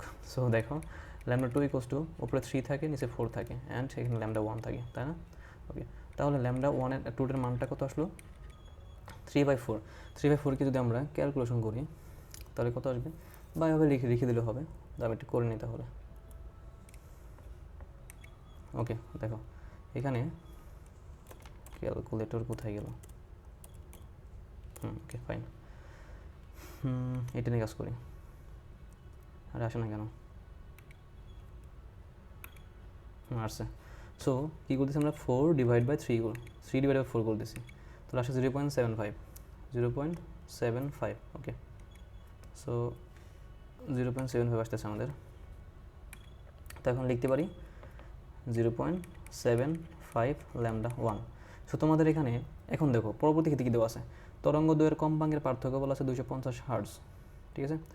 তরঙ্গ দৈর্ঘ্যের পার্থক্য বলা আছে 250 হার্টজ, অর্থাৎ এখানে F1 আর F2 এর বিয়োগফল, কিন্তু আমরা কোনটাকে বড় ধরবো এটা হচ্ছে বিষয়। তো এটা জানার জন্য আমাদের প্রথমে দেখতে হবে, সম্পর্ক দেখতে হবে, ভি সমান এফ ল্যামডা আমরা জানি, এখন ল্যামডার সাথে আমরা ভি এর সম্পর্ক স্থাপন করব, ঠিক আছে। দেখো এখানে দেখা যাচ্ছে এফটা যদি এই পাশে আনি, আমি যদি এফটা বাম পাশে আনি তাহলে ভি বাই এফ হবে, দ্যাট মিনস ল্যামডার সাথে এফের সম্পর্ক হচ্ছে ব্যস্তানুপাতিক, আমরা যেটা দিয়ে সমীকরণ দিয়ে বুঝে পেলাম, ঠিক আছে। অর্থাৎ এই এফটা যদি তুমি এই পাশে আনো তাহলে ভি বাই এফ হবে, অ্যান্ড এফের সাথে তাহলে ল্যামডা সম্পর্ক কী হয়ে গেল, ব্যস্তানুপাতিক হয়ে গেল, অর্থাৎ এফ বাড়লে ল্যামডা কমবে, মানে যে এফ এর মান বড় সেই ল্যামডার মান ছোটো, অর্থাৎ F1 যদি ছোটো হয় তাহলে ল্যামডা 1 বড় হবে, আবার ল্যামডা 1 যদি ছোটো হয় তাহলে F2 ছোটো হবে, মানে উল্টা সম্পর্ক আর কি, ঠিক আছে। ওকে, তাহলে এখান থেকে কী বুঝলাম, এখান থেকে আমরা দেখতে হবে যে ল্যামডা 1 বড় না ল্যামডা 2 বড়। এখানে দেখা যাচ্ছে যে 0 পয়েন্ট সামথিং আছে, দেখো নর্মালি যদি এখানে ল্যামডা 2 সমান 2 ইন্টু বা 3 ইন্টু পূর্ণ সংখ্যা থাকতো তাহলে কিন্তু সহজে বুঝতে পারতাম যে ল্যামডা 2টা বড়, ঠিক আছে, ল্যামডা 2টা ল্যামডা 1 এর সাথে বড়, বাট এখানে 0 পয়েন্ট সামথিং আছে, অর্থাৎ ল্যামডা 1 এর মান যত আছে সেখান থেকে তুমি যদি এখন তার সাথে 0 পয়েন্ট সামথিং গুণ করো তাহলে মানটা কমে যাবে, অর্থাৎ ল্যামডা 2 এখানে ছোটো, ল্যামডা টু এখানে ছোটো, 0 পয়েন্ট সামথিং গুণাকার থাকলেই বুঝবা যে যেটা বড় হওয়ার কথা ছিল সেটা ছোটো হয়ে গেছে। সো আশা করি তোমাদের ক্লিয়ার বিষয়টা, ঠিক আছে। অর্থাৎ এখান থেকে আমরা বুঝতে পারলাম যেহেতু ল্যামডা টু অবশ্যই কী হয়ে যাবে, ছোটো হয়ে যাবে, কার থেকে, ল্যামডা ওয়ানে ছোটো হয়ে যাবে। সুতরাং তাহলে কি এফ টু কী হবে না, এফ টু ওর কন্ডিশন মানবে না, উল্টা যেহেতু ব্যস্তনদী সম্পর্ক, অর্থাৎ এফ টুটা বড় হয়ে যাবে, এফ টু বড় কার সাথে, এফ ওয়ানের সাথে বড়।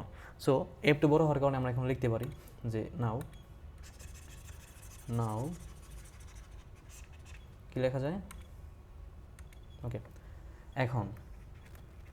এখন যেহেতু এফ টু বড়, অর্থাৎ F two minus F one equals to কী দেওয়া আছে, F two minus F one, এই যে পার্থক্য, কম্পাঙ্কদ্বয়ের পার্থক্য দেওয়া আছে 250। এখন তুমি জাস্ট সূত্র বসাও, এফ মানে কি, এফ মানে হচ্ছে আমরা জানি ভি সমান এফ ল্যামডা, তাই না। যদি ভি সমান এফ ল্যামডা হয়, উপর দেখো লিখতেছি, তাহলে এফ সমান কী হবে, ভি বাই ল্যামডা হবে, অর্থাৎ V one by lambda one minus, sorry এখানে ওয়ান কেন, এখানে টু দিতেছি না, টু, তাহলে V two by lambda two minus V one divide by lambda one equals to 250। Okay fine.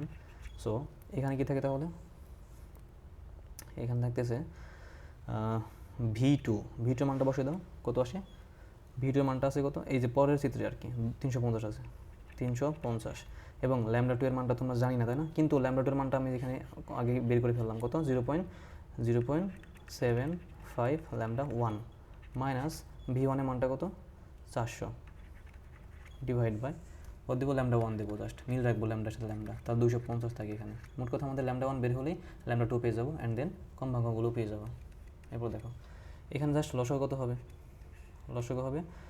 0.75 lambda ওয়ানই হবে, এবং উপরে কী থাকে, 350 থাকে, মাইনাস, আরে ক্যালকুলেটার কেন নিয়ে আসি না, ওকে আমি একটু হিসাব করতেছি, সরি ফর দ্যাট। ঠিক আছে, দেখো তাহলে আমরা যদি এখানে এই ল্যামডা ওয়ান ভাগ করলে কাটাটি যায় 0.5-এর সাথে, এখন মানে ভাগফলকে লব দ্বারা গুণ করতে হবে, এটা তো সবাই জানো, আমরা জানি। সো তাহলে 400 সাথে গুণ দিব 0.75, তাহলে মানটা আসে কত, 300, অর্থাৎ 300 ইকুয়াল টু 250। ঠিক আছে, এখন আমাদের কাজ কী হয়, এখন কাজ হচ্ছে আর গুণ করো, এই 250 সাথে যদি আমি 250 সাথে যদি গুণ করি 0.75 গুণ করি, তাহলে আসবে হচ্ছে 187 আরে কত এটা 5, হ্যাঁ এত ল্যামডা ওয়ান আর গুণ করতেছি, এবং নিচে মনে এক আছে, তাহলে 350 থেকে 300 চলে গেলে 50 থাকে, দ্যাটস ইট। এখন ল্যামডা ওয়ান পেয়ে যাবা, ল্যামডা ওয়ান কত, তাহলে এই 50 সাথে ভাগ করবা নিচেরটা 127.5, ঠিক আছে, ওকে। অর্থাৎ 50 ভাগ করবো কত, 187.5, সো মান আসবে ল্যামডা ওয়ান ইকুয়ালস টু 0.26666, অনেকগুলো আসছে, সো 2.67 দিয়ে রাখবো, দ্যাটস ইট। তাহলে এত মিটার হচ্ছে কি ল্যামডা ওয়ান, যেহেতু এত ল্যামডা ওয়ান আসছে, তাহলে কিন্তু আমরা এখন ল্যামডা টু পেয়ে যাবো, ঠিক আছে। কীভাবে পাবো, এই যে একটু আগে বললাম, এই যে 0.75-এর সাথে ল্যামডা ওয়ান গুণ করে টু পেয়ে যাবো, ঠিক আছে। আমি এখানে করে দিচ্ছি যাতে তুমি বুঝতে পারো। সো সুতরাং কী হবে, ল্যামডা টু হবে কত, 0.267, এটা কিন্তু ল্যামডা ওয়ান, এই যে এখানে ল্যামডা ওয়ান ছিল, তাই না। সো এটা বসে দিলাম এখানে আমরা, এটার সাথে আছে 0.75, এর সাথে গুণ করলে কিন্তু মান পেয়ে যাবা। অর্থাৎ আমি 0.267-এর সাথে গুণ করবো হচ্ছে 0.75, ওকে। এটা মান আসছে 0.2 আসছে। সো এটা হচ্ছে কি ল্যামডা টু এর মিটার। প্রশ্ন বলছে কম্পাঙ্কদ্বয় কত হবে, তাহলে এখন বের করে ফেলো, খুবই ইজি, তাই না। সো আমরা জানি যে ভি সমান, উপরটা মুছে ফেলি, ওয়েট, তো এইগুলো মুছে ফেলে আসলে লাগবে না, ঠিক আছে, ওকে। সো দেখো এখন আমরা F1 আর F2 বের করবো, তাহলে আমাদের ম্যাথ শেষ, তাই না, খুবই ইজি কিন্তু প্রশ্নটা, ওকে। সো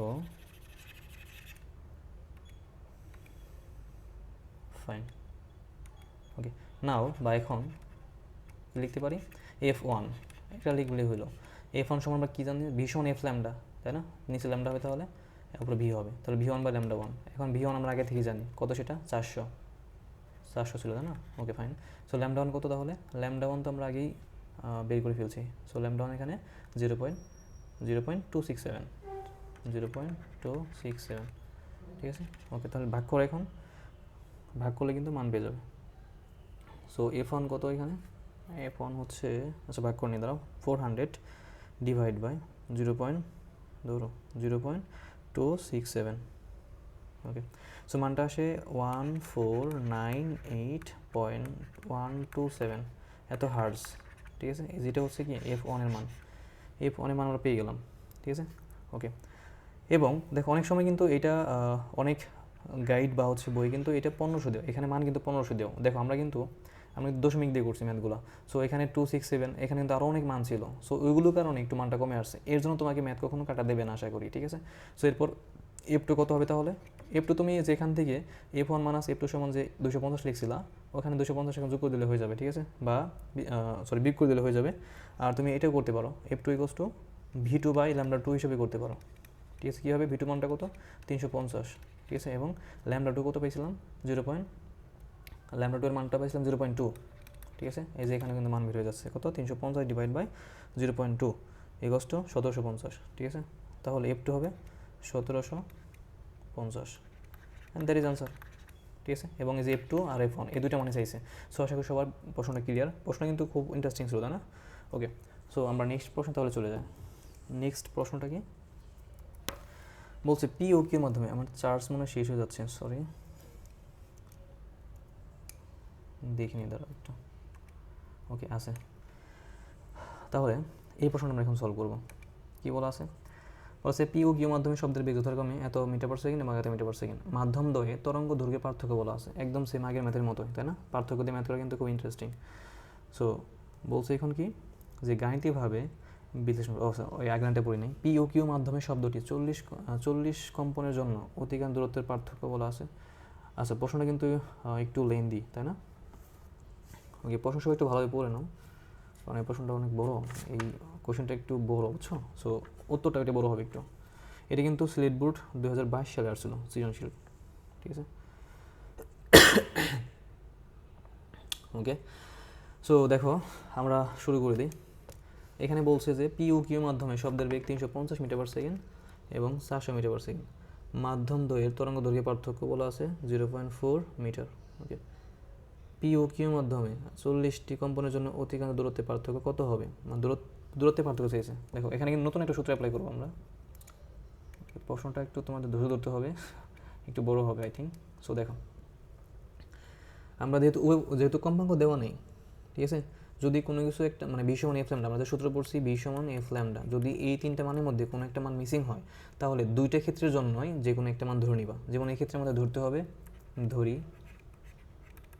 উভয় মাধ্যমে কম্পাঙ্ক, ঠিক আছে, লিখবো উভয় মাধ্যমের কম্পাঙ্ক, উভয় মাধ্যমের কি কম্পাঙ্ক, উভয় মাধ্যমের কম্পাঙ্ক হচ্ছে, কম্পাঙ্ক কী দ্বারা প্রকাশ করা হয়? ফ্রিকোয়েন্সি এফ দ্বারা। সো এফ ধরে নিবা, এফ তো হার্টস ধরলে হবে, এটা প্রথম ধরে নিবা, ঠিক আছে অঙ্কটা। সো এরপর দেখো, এরপর বলা আছে বেগ বলছে। দেখো আমরা কিন্তু পার্থক্যটা যে লিখবো একটু আগে কিন্তু পড়লাম, সম্পর্ক বের করে বললাম যে কোনটা বড় কোনটা ছোটো, তাই না? যেহেতু এখানে বলা আছে তরঙ্গ দৈর্ঘ্যের পার্থক্য, এখন পি মাধ্যমেরটা বড় না কিউ মাধ্যমেরটা বড়, এটা কিন্তু আমরা এই লাইন দেখে বুঝতেছি না, কিন্তু উপর লাইনটা তুমি ভালোভাবে দেখো, ভি এর সাথে এফ ল্যামডা, ভি এর সাথে ল্যামডা সম্পর্ক কি? বেশের উপর দেখা যাচ্ছে যে 350 কিন্তু ছোটো, তাই না? 350 ছোটো অ্যান্ড 400 বড়, অর্থাৎ পি মাধ্যমের বেগটা কম, মানে ছোটো আর কি কিউ মাধ্যমের চাইতে, তাই না? আর আমরা এখানে দেখতে পাচ্ছি যে ভি এর সাথে তরঙ্গ দৈর্ঘ্যের সম্পর্ক হচ্ছে সমানুপাতিক, অর্থাৎ ভি বড় হলে ল্যামডা বড় এবং ভি ছোটো হলে ল্যামডা ছোটো। আশা করি তোমাদের বিষয়টা ক্লিয়ার, ঠিক আছে। তাহলে এখানে কী হবে ভাই? এখানে হবে যে বেগটা বড়, ওই বড়টা থেকে ছোটোটা বিয়োগ হবে তরঙ্গ দৈর্ঘ্য, ঠিক আছে, সেম। ওকে, সো আমরা লিখতে পারবো, সো এখানে লিখি প্রথম যে গিভেন বা দেওয়া আছে, একটা লিখলে হলো গিভেন এই যে তরঙ্গ দৈর্ঘ্য পার্থক্য আমরা বুঝে গেলাম, কিন্তু ল্যামডা কি ওটা বড় হবে, মাইনাস ল্যামডা পি ইকুয়ালস কী দেওয়া আছে? 0.4 দেওয়া আছে। সো এখন আমরা যেহেতু এফ এর মানটা সেম ধরে নিয়েছি এবং এখানে আমরা জানি ভি সমান এফ ল্যামডা, তাহলে ল্যামডা পরিবর্তে কী বসাতে পারি? ভি বাই এফ বসাতে পারি, ঠিক আছে না? সো এখানে ভি কিউ বাই এফ দুই ক্ষেত্রে সেমই ধরে নিয়েছি। কেন ধরে নিয়েছি? কারণ একটু আগে তোমাদের বলছি, যদি এই তিনটা রাশির মধ্যে মানে তিনটা ভি এফ ল্যামডা এই তিনটার মধ্যে যে কোনো একটা যদি না দেওয়া থাকে এবং মাধ্যম থাকে দুইটা, তাহলে দুই মাধ্যমেই যেটা আননোন ওটাকে আমরা সেমই ধরে নেব, ঠিক আছে। ওকে, সো এখানে কি আছে? ভি তাহলে পি হবে ডিভাইড বাই এফ হবে। এখানে এফ এর ক্ষেত্রে এফ কিন্তু একটার জন্য কি বারবার এফ লিখতেছি। ওকে, এখন জাস্ট মান বের করে দাও, তাহলে এফ পেয়ে যাবে। আমি শর্টকাটে একদম দেখে দিচ্ছি, ঠিক আছে। অর্থাৎ ভি কিউ আর ভিপের মানটা কিন্তু 400 আর 350, ঠিক আছে। তাহলে এফের মানটা একদম ডিরেক্টলি বেশি মানে বের করে দিচ্ছি। এফের মানটা আসবে কত? 125 আসবে। তোমরা এটা বের করে নিও, মানে এই ভি কিউ আর হচ্ছে কি মানে ভি কিউ এর মান আর ভিপির মানটাতে বসে দিলেই মানটা পেয়ে যাবো, ঠিক আছে। ওকে, সো এখান থেকে আমরা এফের মানটা পেলাম 125 হার্টজ, ঠিক আছে। এখন খুব সহজে আমরা ল্যামডা বের করতে পারবো, তাই না? ল্যামডা পিও বের করতে পারবো, ল্যামডা কিউ বের করতে পারবো। সো লিখবা যে এখন ল্যামডা পি মানে কি? ল্যামডা পি মানে হচ্ছে যে VP by Q, VP divide by F তো পেয়ে গেছো, তাহলে ভিপির মানটা বসে দাও। ভিপি কত এখানে? মানে ভিপি বলতে পি মাধ্যমের বেগ, ঠিক আছে, 350, তাহলে 350 ডিভাইড বাই 125 দাও, এই মানটা আসবে কত তাহলে? ল্যামডা পি এর মানটা আসবে কত? 2.8, 125 না, ঠিক আছে, 2.8 মিটার ল্যামডা পি, এত মিটার। এবং ল্যামডা কিউ কি আসবে তাহলে? ল্যামডা কিউ আসবে ওপরে হচ্ছে 400, ঠিক আছে, ডিভাইড বাই এফের মানটা 125, সেম মান। তাহলে এর জন্য কি আসবে? এর জন্য আসবে হচ্ছে ল্যামডা কিউ তুমি অন্যভাবে বের করতে পারো, এভাবে বের করতে পারো, এজ রইস 3.2 আসবে, 3.2 মিটার আসবে। তো ল্যামডা পিও বের করে ফেললাম, ল্যামডা কিউ বের করে ফেললাম। বাট প্রশ্ন বলছে যে কি বলছে যে কম্পনের জন্য অতিক্রান্ত দূরত্বের পার্থক্য কত হবে। দেখো নতুন একটা সূত্র, এই সূত্র তোমাদের আগে লেখাই নাই, সরি ফর দ্যাট। এই সূত্রটা এখন সবাই লিখে নাও, ঠিক আছে। অর্থাৎ মানে কোনো একটা মাধ্যমে অতিক্রান্ত দূরত্ব ল্যামডা মান জানা থাকলে এবং এই যে কম্পন সংখ্যা জানা থাকলে আমরা সূত্র অ্যাপ্লাই করতে পারি, সেই সূত্রটা এখন লিখে দেবো। সবাই খাতায় লিখে নাও যে লিখবা হচ্ছে পি মাধ্যমে, দেখো 40টি কম্পনের জন্য লিখে রাখবা, 40টি কম্পনের জন্য দুই ক্ষেত্রে বের করবো। কী কী ক্ষেত্রে? একটা পি মাধ্যমে, একটা কিউ মাধ্যমে। পি মাধ্যমের অতিক্রান্ত দূরত্ব, ঠিক আছে, আমি শর্টকাট লিখছি, অতিক্রান্ত, অতিক্রান্ত আর দদে হচ্ছে দূরত্ব, অতিক্রান্ত দূরত্ব এস ইউজ করতে পারো, এসপি মানে পি মাধ্যমের দূরত্ব আর কি। তাহলে কী হবে? এই সূত্রটা দেখো সবাই, এন ইন্টু ল্যামডা পি, অর্থাৎ তরঙ্গ দৈর্ঘ্যের সাথে তুমি যদি এই কম্পন সংখ্যা গুণ দাও তাহলেই ওই শব্দের অতিক্রান্ত দূরত্ব পেয়ে যাবা, ঠিক আছে। আশা করি তোমাদের ক্লিয়ার বিষয়টা, একদম সিম্পল। এই সূত্রটা কিন্তু আগে লেখা নেই, এখন লিখে নাও, খুবই সিম্পল। এন এর মানটা 40 অল টাইম এবং ল্যামডা পি এর মানটা আমরা বের করে নিচ্ছি 2.8। সো গুণ দাও, গুণ দিলে আসবে 112 মিটার। Okay fine. সো এখন কিউ মাধ্যমে, তাহলে কিউ মাধ্যমে অতিক্রান্ত দূরত্ব হবে S of Q equals to N into S of Q. That means N এর মান 40 আর এটা মান হচ্ছে 3.2 পাইছিলাম আমরা, তাই না? সো মানটা আসবে 128 মিটার। এখন কোয়েশনে কী বলছে? কোয়েশন বলছে যে অতিক্রান্ত দূরত্বের পার্থক্য নির্ণয় করতে বলছে, পার্থক্য। সুতরাং লিখবা যে অতিক্রান্ত দূরত্বের পার্থক্য, লিখবা অতিক্রান্ত দূরত্বের পার্থক্য, আমি সংক্ষেপে লিখে দিচ্ছি, জায়গা নেই দেখি, ঠিক আছে। পার্থক্য কী হবে? বড়টা মানে ছোটোটা করবা, অর্থাৎ S Q minus S P করবা, ঠিক আছে, মানে 128 মাইনাস 112 করবা, এত মিটার। সো 16 মিটার এটা আসবে আই থিঙ্ক, ঠিক আছে। সো এটা হচ্ছে আমাদের আনসার। আশা করি ক্লিয়ার তোমাদের। এরপর দেখো, এরপর হচ্ছে কনসেপ্ট ফোর কিপ চার্জ দ্রুত পড়ে যাচ্ছে কেন? ওকে দেখো, কনসেপ্ট 4 কী বলছে? কনসেপ্ট 4 বলছে যে কম্পাঙ্ক, কম্পন সংখ্যা এবং পর্যায়কালের তুলনা, এটা খুবই কিন্তু ইম্পর্ট্যান্ট একটা টপিক, ঠিক আছে। ওকে, সো কম্পাঙ্ক প্রকাশ করা হয় কি দ্বারা? আমরা আগে কিন্তু পড়ছি, তাই না? কম্পাঙ্ক জিনিসটা আমরা আগে পড়ছি। কী ছিল এখানে ভাইয়া? কম্পাঙ্ক এফ দ্বারা প্রকাশ করা হয় ফ্রিকোয়েন্সি, আর কম্পন সংখ্যা এন দ্বারা প্রকাশ করা হয় এবং পর্যায়কালের তুলনা করবো আমরা এখন, ঠিক আছে, এদের সাথে। খুবই সিম্পল। দেখো, সো এই যে এখানে যে সূত্র লিখবো কয়েকটা, খুবই ইম্পর্ট্যান্ট, ঠিক আছে। নাম্বার ওয়ান হচ্ছে আমরা জানি, একটু আগে তোমাদের বলছি যে টি হচ্ছে পর্যায়কালের বিপরীত, অর্থাৎ 1/f। তো এফ ইকোয়ালস টু অর দিয়ে আমরা এখানে এফ ইকোয়ালস টু কি লিখতে পারি? 1/t লিখতে পারি, তাই না? ওকে ফাইন। সো এখানে আরেকটা সূত্র হবে, তো আরেকটা সূত্র কী হতে পারে? এই যে ক্যাপিটাল টি, তোমাদের কিন্তু আমি আগেই দেখিয়ে দিছি যে পূর্ণ একটা তরঙ্গ হচ্ছে ফুল একটা কি ল্যামডা, এবং এই ফুল একটা তরঙ্গ দৈর্ঘ্য সম্পূর্ণ হতে যে সময় লাগে তাকে বলা হয় পর্যায়কাল টি।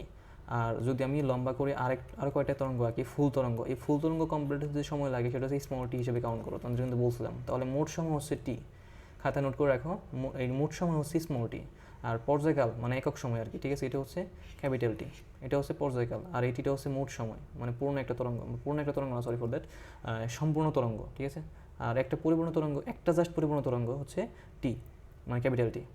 তাহলে এই ক্যাপিটাল টিকে মানে বড় টিকে, ঠিক আছে, মানে যার মান বেশি সেটাকে কিন্তু বড় বলতেছি আমি, ঠিক আছে। যেখানে টি অল টাইম কিন্তু স্মল টিটা এই টির সাথে বড় হবে, এটা মাথায় রাখবে। তাহলে বড়টাকে যদি আমি এখন বড়টাকে বলতে মানটা বড় যার আর কি, ঠিক আছে, তাকে যদি আমি এন ভাগে ভাগ করি তাহলে কিন্তু আমরা একটা পর্যায়কাল পেয়ে যাবো। তাহলে সবসময় মাথায় রাখবা ক্যাপিটাল টি মানে হচ্ছে এই স্মল টিকে ভাগ করবা, তাহলেই একটা পর্যায়কাল পেয়ে যাবো, মানে একটা একটা একটা পূর্ণ তরঙ্গের পর্যায়কাল পেয়ে যাবো। ওকে, তাহলে এখানে দেখো তাহলে এফ সমান কী হয়, এফ সমান 1/t লিখছিলাম, মানে এই টি এর ব্যস্তানুপাতিক অর্থাৎ উল্টাটা মানে 1/t। এটা মানে কী হবে তাহলে, এটা মানে হবে উল্টা আর কি, উপরে এন হবে নিচে টি হবে। এইটা কিন্তু ম্যাক্সিমাম স্টুডেন্ট গুলে ফেলে, ঠিক আছে। সো আশা করি আজকের পর থেকে তোমরা এটা সমস্যা হবে না তোমাদের। ওকে দেখো, তাহলে এই বিষয়ে তোমাদের ক্লিয়ার আশা করি, এই টেকনিক্যাল কোনো প্রশ্ন হওয়ার কথাও না।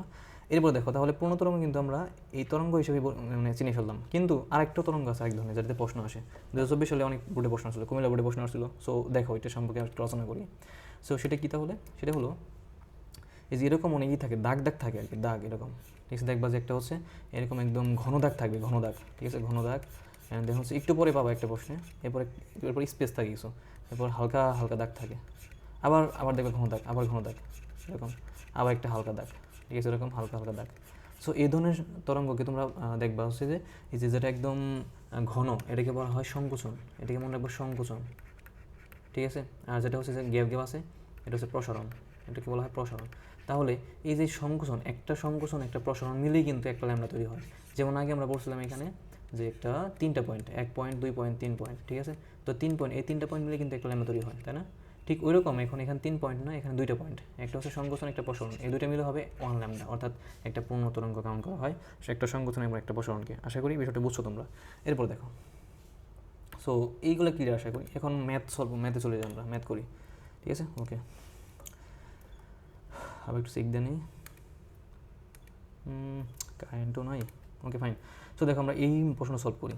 কী বলছে এখানে, শব্দ তরঙ্গটির কম্পাঙ্ক, এই দিকটা কিন্তু আমাদের একটু দেখালাম, তাই না। খুবই ইন্টারেস্টিং একটা ম্যাথ, এটা কুমিল্লা বোর্ডে 24 সালে আসছিল। সো এটা সলভ করা যাক। কী বলা আছে এখানে, শব্দ তরঙ্গটির কম্পাঙ্ক অর্থাৎ ফ্রিকোয়েন্সি চাইছে, খুবই সিম্পল একটা ম্যাথ। সো এখানে আমরা দেখব পর্যায়কাল কত, ঠিক আছে, খুবই সিম্পল। সো পর্যায়কাল বের করার জন্য আমাদের কিন্তু কম্পাঙ্ক বের করার জন্য এখন টি লাগবে এখান থেকে, কারণ আমরা জানি ভি1 এফ ল্যামডা, তাই না, এখানে তো ল্যামডা দেওয়া নেই, তাই না। সো বেগও দেওয়া নেই, তাহলে কীভাবে তুমি বের করবা, তাহলে এফের সূত্র অন্যটা ইউজ করতে হবে, কি ইউজ করতে হবে, 1/t ইউজ করতে হবে। কিন্তু এখানে যে সময়টা দেওয়া আছে তুমি দেখতে পাচ্ছ, এটা কিন্তু মোট সময়। তো মোট সময় মানে কি, স্মল টি দেওয়া আছে, একটু কিন্তু তোমাদের পড়ালাম, তাই না। তাহলে লিখবা যে given small tea equals two লিখবা, এভাবে লিখবা, সমস্যা নেই, 0.0125 এত সেকেন্ড।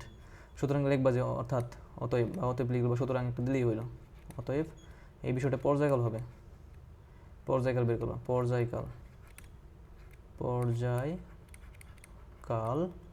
টি ইকুয়ালস টু, দেখো এখানে কয়টা আছে তরঙ্গ, দেখো তো কয়টা পূর্ণ তরঙ্গ আছে, গুনতে হবে আর কি। তো একটা সংকোচন একটা প্রসারণ এটা মিলে কিন্তু একটা হয় পূর্ণ, একটা, তাহলে একটা তরঙ্গ আছে এখানে। তারপর হচ্ছে আরেকটা সংকোচন একটা প্রসারণ, 2টা তরঙ্গ আছে এখানে। আবার একটা অর্ধেক, তার মানে কি, যদি আমি তরঙ্গ দৈর্ঘ্য হিসেবে কাউন্ট করতাম তাহলে কেমন হতো, এইটা হয়তো একটা ল্যামডা, তাই না, দেখো উপর লিখতেছে, আবার একটা হয়তো একটা ল্যামডা, আর এটা কিন্তু ল্যামডার অর্ধেক অর্থাৎ ল্যামডা/2। তার মানে এই যোগ দিতাম তাহলে বুঝতে পারতাম, একটা আর এখানে কি অর্ধেক, তাহলে 2 আর অর্ধেক, তেমন 2.5, মানে 2.5টি তরঙ্গ হয়েছে এখানে, 2.5টি তরঙ্গ হয়েছে। এটা হচ্ছে তাহলে এনের মান, তাহলে এনের মান কত এখানে 2.5, আসলে বুঝতে পারছো। সো এখানে 0.0125 এটা হচ্ছে টি এর মান। আমরা সূত্রটা লিখতেছি না কেন, সরি, সূত্র না লিখতে তোমরা বুঝবো না, ঠিক আছে। আমি প্রশ্নটা আবার রিপিট করতেছি তোমরা যারা না বুঝছো। সো এখানে কী হবে, টির মানটা কি জন্য আমি প্রকাশ করলাম, কীভাবে জানো, উপরে আমি টি দিয়েছিলাম টোটাল, এবং নিচে কি মানে টি কষ্ট নিচে এন দিয়েছিলাম, তাই না, মোট সময়কে ভাগ করছিলাম এটা দিয়ে। সো এখন দেখো আবার বলতেছি, এই একটা সংকোচন একটা প্রসারণ মিলিয়ে আমাদের এখানে লাগতেছে কি, এন মানটা লাগতেছে, কারণ টি এর মান তো দেওয়া আছেই, তোমরা এটা জানো। সো এন মানটা কি, কয়টা তরঙ্গ হয়েছে আর কি, তরঙ্গ সংখ্যা মোট কথা। তাহলে এখানে একটা সংকোচন একটা প্রসারণ মিলে যদি একটা তরঙ্গ হয়, তাহলে এটাও সেম আরেকটা হবে, তাহলে 2টা তরঙ্গ হইলো। আবার এখানে একটা অর্ধেক আছে, এখানে সংকোচন আসে কিন্তু প্রসারণ নেই, তার মানে অর্ধেক আছে, অর্ধেক মানে 0.5, তাহলে 2 + 0.5 দ্যাট মিনস 2.5। সো আশা করি এখন ক্লিয়ার। তাহলে নিচে 2.5, উপরে আছে 0.0125, আর পর্যায়কাল একক আমরা জানি সেকেন্ড। সো এই দুটো যদি ভাগ করো তুমি তাহলে পাবা 0.005 সেকেন্ড। এই যে এইটাই হচ্ছে কি পর্যায়কাল। আর আমরা জানি কম্পাঙ্ক হচ্ছে পর্যায়কালের বিপরীত রাশি, সুতরাং লিখবা, সুতরাং কম্পাঙ্ক f equals to 1/t, that means 1 ওই আনসারটা 0.005, and then the value will be 200 hertz, 200 and একক হচ্ছে hertz, and that is answer. ঠিক আছে, এটা হচ্ছে কি তাহলে আনসার। ওকে, সো আশা করি ক্লিয়ার বিষয়টা। এরপর দেখো, এরপর একটা ম্যাথ করা যাক। একটা ম্যাথ কি বলছে, বলছে এখানে যে আরে কই যাচ্ছি আমি এটা।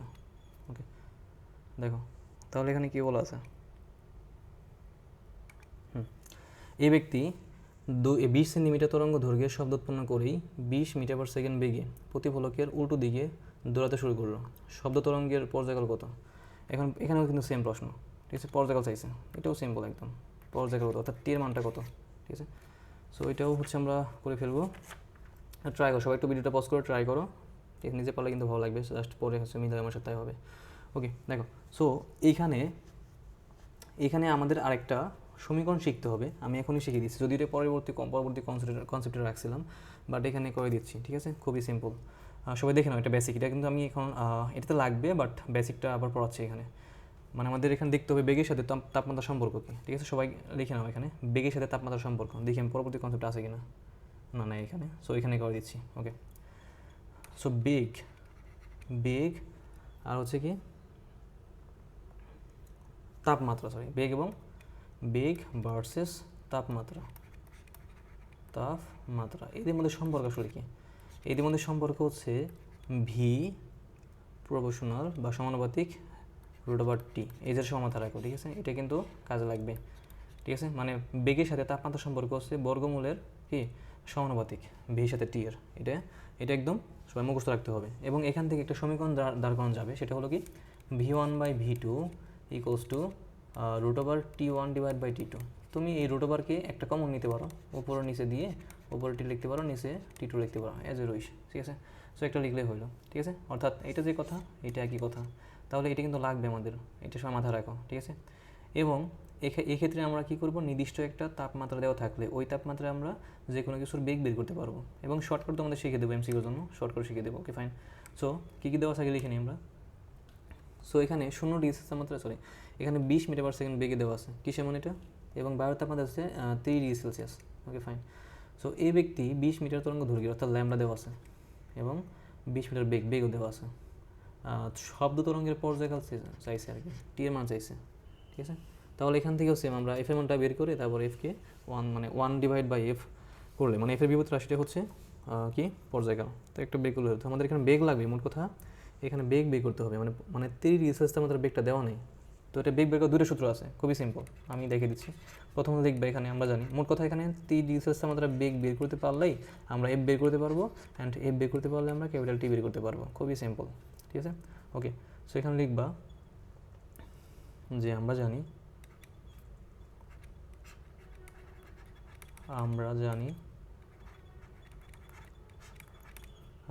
দিয়ে ওই সময় লিখবা যে ভি সমানুপাতিক যেহেতু টি, ওখান থেকে ডিরেক্টলি লিখে নিবা যে V1/V2 ইকুয়ালস টু √T1/T2, ঠিক আছে। এটা আমি শর্টকাট তোমাদের শিখে দেবো একটু পরে, দাঁড়াও। সো এই 1 আর 1 থাকবে 0 ডিগ্রি সেলসিয়াস তাপমাত্রায়, মাথা রাখবা সবার সময় যে এখানে যে V1 এটা 0 ডিগ্রি সেলসিয়াস তাপমাত্রার বেগ, 0 ডিগ্রি সেলসিয়াস তাপমাত্রায় শব্দের বেগ কত, এটা মাথা রাখবে, মুখস্থ রাখবে একদম, 330 metre per second, 330 metre per second. এবং T1 হচ্ছে 0 ডিগ্রি সেলসিয়াস তাপমাত্রায় 0 ডিগ্রি সেলসিয়াস তাপমাত্রা, এবং 0 ডিগ্রি সেলসিয়াস তাপমাত্রাকে সেলসিয়াস নিয়ে ম্যাথ করা যাবে না, এটা নিতে হবে এসআই এককে, অর্থাৎ কেলভিন, তাপমাত্রার এসআই একক হচ্ছে কেলভিন, মানে 0 ডিগ্রি সেলসিয়াস তাপমাত্রা আমরা জানি 0 যোগ, মানে কোনো কিছুকে মোট কথা সেলসিয়াসকে কেলভিন নিতে হলে এই 273 দিয়ে যোগ করতে হয়, তাহলে আমরা সেটা কী পেয়ে যায়, কেলভিন এককে পেয়ে যায়, তাহলে এটা 273 কেলভিন, তাই না। এবং T2 দেখো, T2 মানে কি এই যে তাপমাত্রাটা 3 ডিগ্রি সেলসিয়াস, তো 30-এর সাথে 273 যোগ করব, তাহলে কী পেয়ে যাবো, 273 যোগ করলেই আমরা পেয়ে যাবো হচ্ছে 303 কেলভিন, ঠিক আছে। এবং এখানে V2 মানটা বের করতে হবে, এই V2 মানটা বের করার পরে মানে 30 ডিগ্রি সেলসিয়াস তাপমাত্রায় বেগটা বের করার পরে আমরা এ বের করতে পারবো, অ্যান্ড এ বের করতে পারবো, আমরা টি বের করতে পারবো, আবার বলতেছি। সো এখানে কি কার মানটা বের করবো, এখানে V2 মানটা বের করবো, সো একত্রে করে দিচ্ছি, V2 ইকুয়ালস টু কী হবে, আর গুণ করলে ওই উপরটা মানে নিচে যেটা গুণ করবো আমরা এটা উপর চলে যাবে, তাহলে V1 into √T2 divide by √T1, এদের মানগুলো বসাও এখন। V1 এর মানটা কত, 330, ঠিক আছে, এবং ইন্টু √T2, √T2 মানে কি, √T2 মানে হচ্ছে 303, এখানে 303, এবং নিচে হচ্ছে √T1 মিনস 273 এবং ক্যালকুলেশন করে ইজিলি মান পেয়ে যাবো। কত আসবে? 347.65। ঠিক আছে, এই যে V2 মান পেয়ে গেলো। এখন এই যে V2 মান পেয়ে গেছে মানে এখন এফ বের করতে হবে। আমরা জানি B সমান F ল্যামডা, তাই না? B সমান F lambda and then F এখানে বের করতে হবে কি? এফ বের করতে হবে। সুতরাং এফ ইকোয়ালস টু উপরে ভি থাকবে, নিচে ল্যামডা থাকবে, তাই না? ভি এর মানটা তো আমরা বেরিয়ে করে নিচ্ছি কত? 303, তাই না? সো উপরে কী হবে তাহলে? Sorry 347, sorry. তাহলে উপরে হবে 347.65 ডিভাইড বাই ল্যামডা। ল্যামডা মানটা কত? দেখো ল্যামডা মান কিন্তু এখানে আছে। এটা হচ্ছে তোমার কত? 20 সেন্টিমিটার, তাই না? এই 20 সেন্টিমিটার মানে কি? 20/100। তাহলে 20 ডিভাইড বাই 100 দেবো। এই যে মান ক্যালকুলেশন করো, দেখবে একদম এসে যাবে। কী আসবে? 0 পয়েন্ট সামথিং, মানে সরি, এটা আসবে হচ্ছে এফ এর মান। তাহলে এফ এর মানটা আসবে 1738.25 এত হার্টজ। ঠিক আছে, বাট আমাদের চাইছে কি? চাইছে হচ্ছে পর্যায়কাল কত? সুতরাং পর্যায়কাল টি ইকুয়ালস টু 1/f। মান বসাবা, মানে যে 1738 সামথিং বসাবা, মান আসবে কত? অনেক একটু বড় মান আসবে। দেখবে এটাকে সাইন্টিফিক মডেল নিলে আসবে 5.75 ইন্টু 10 ইনভার্স 4 এত সেকেন্ড। যেহেতু পর্যায়কাল একক হচ্ছে second, and that is answer. আশা করি তোমাদের ক্লিয়ার। ওকে, এরপর এটা কিন্তু অনেক ইম্পর্টেন্ট প্রশ্ন ছিল, একটা বরিশাল বোর্ডের 2019 সালে আসছিল। ওকে, এখন যেটা পড়বো মোস্ট ইম্পর্ট্যান্ট, এটা হচ্ছে প্রশ্ন আসবে মনে করো পরীক্ষায়। অন্য টাইপ থেকে প্রশ্ন না আসলেও এই টাইপ থেকে প্রশ্ন 100% আসবে। ঠিক আছে, ওকে, তার আগে দেখে নেই এটার। মাই গড। ওকে, সো আমরা প্রায় শেষের দিকে এসে গেছি। এই ম্যাথটা করলে আশা করি তোমাদের ক্লিয়ার হয়ে যাবে। এবং এটা কিন্তু মোস্ট ইম্পর্ট্যান্ট, আজকে ক্লাসের মধ্যে সবচেয়ে বেশি ইম্পর্ট্যান্ট টপিক হচ্ছে এটা। ওকে, ও তোমাদের বলছিলাম একটা শর্টকাট দেবো। ঠিক আছে, শর্টকাটটা হলো মানে ডিগ্রি সেলসিয়াস তাপমাত্রায়, এর আগে যাচ্ছি আমি, ডিগ্রি সেলসিয়াস তাপমাত্রায়, এটা মুছে দিচ্ছি, ওইট,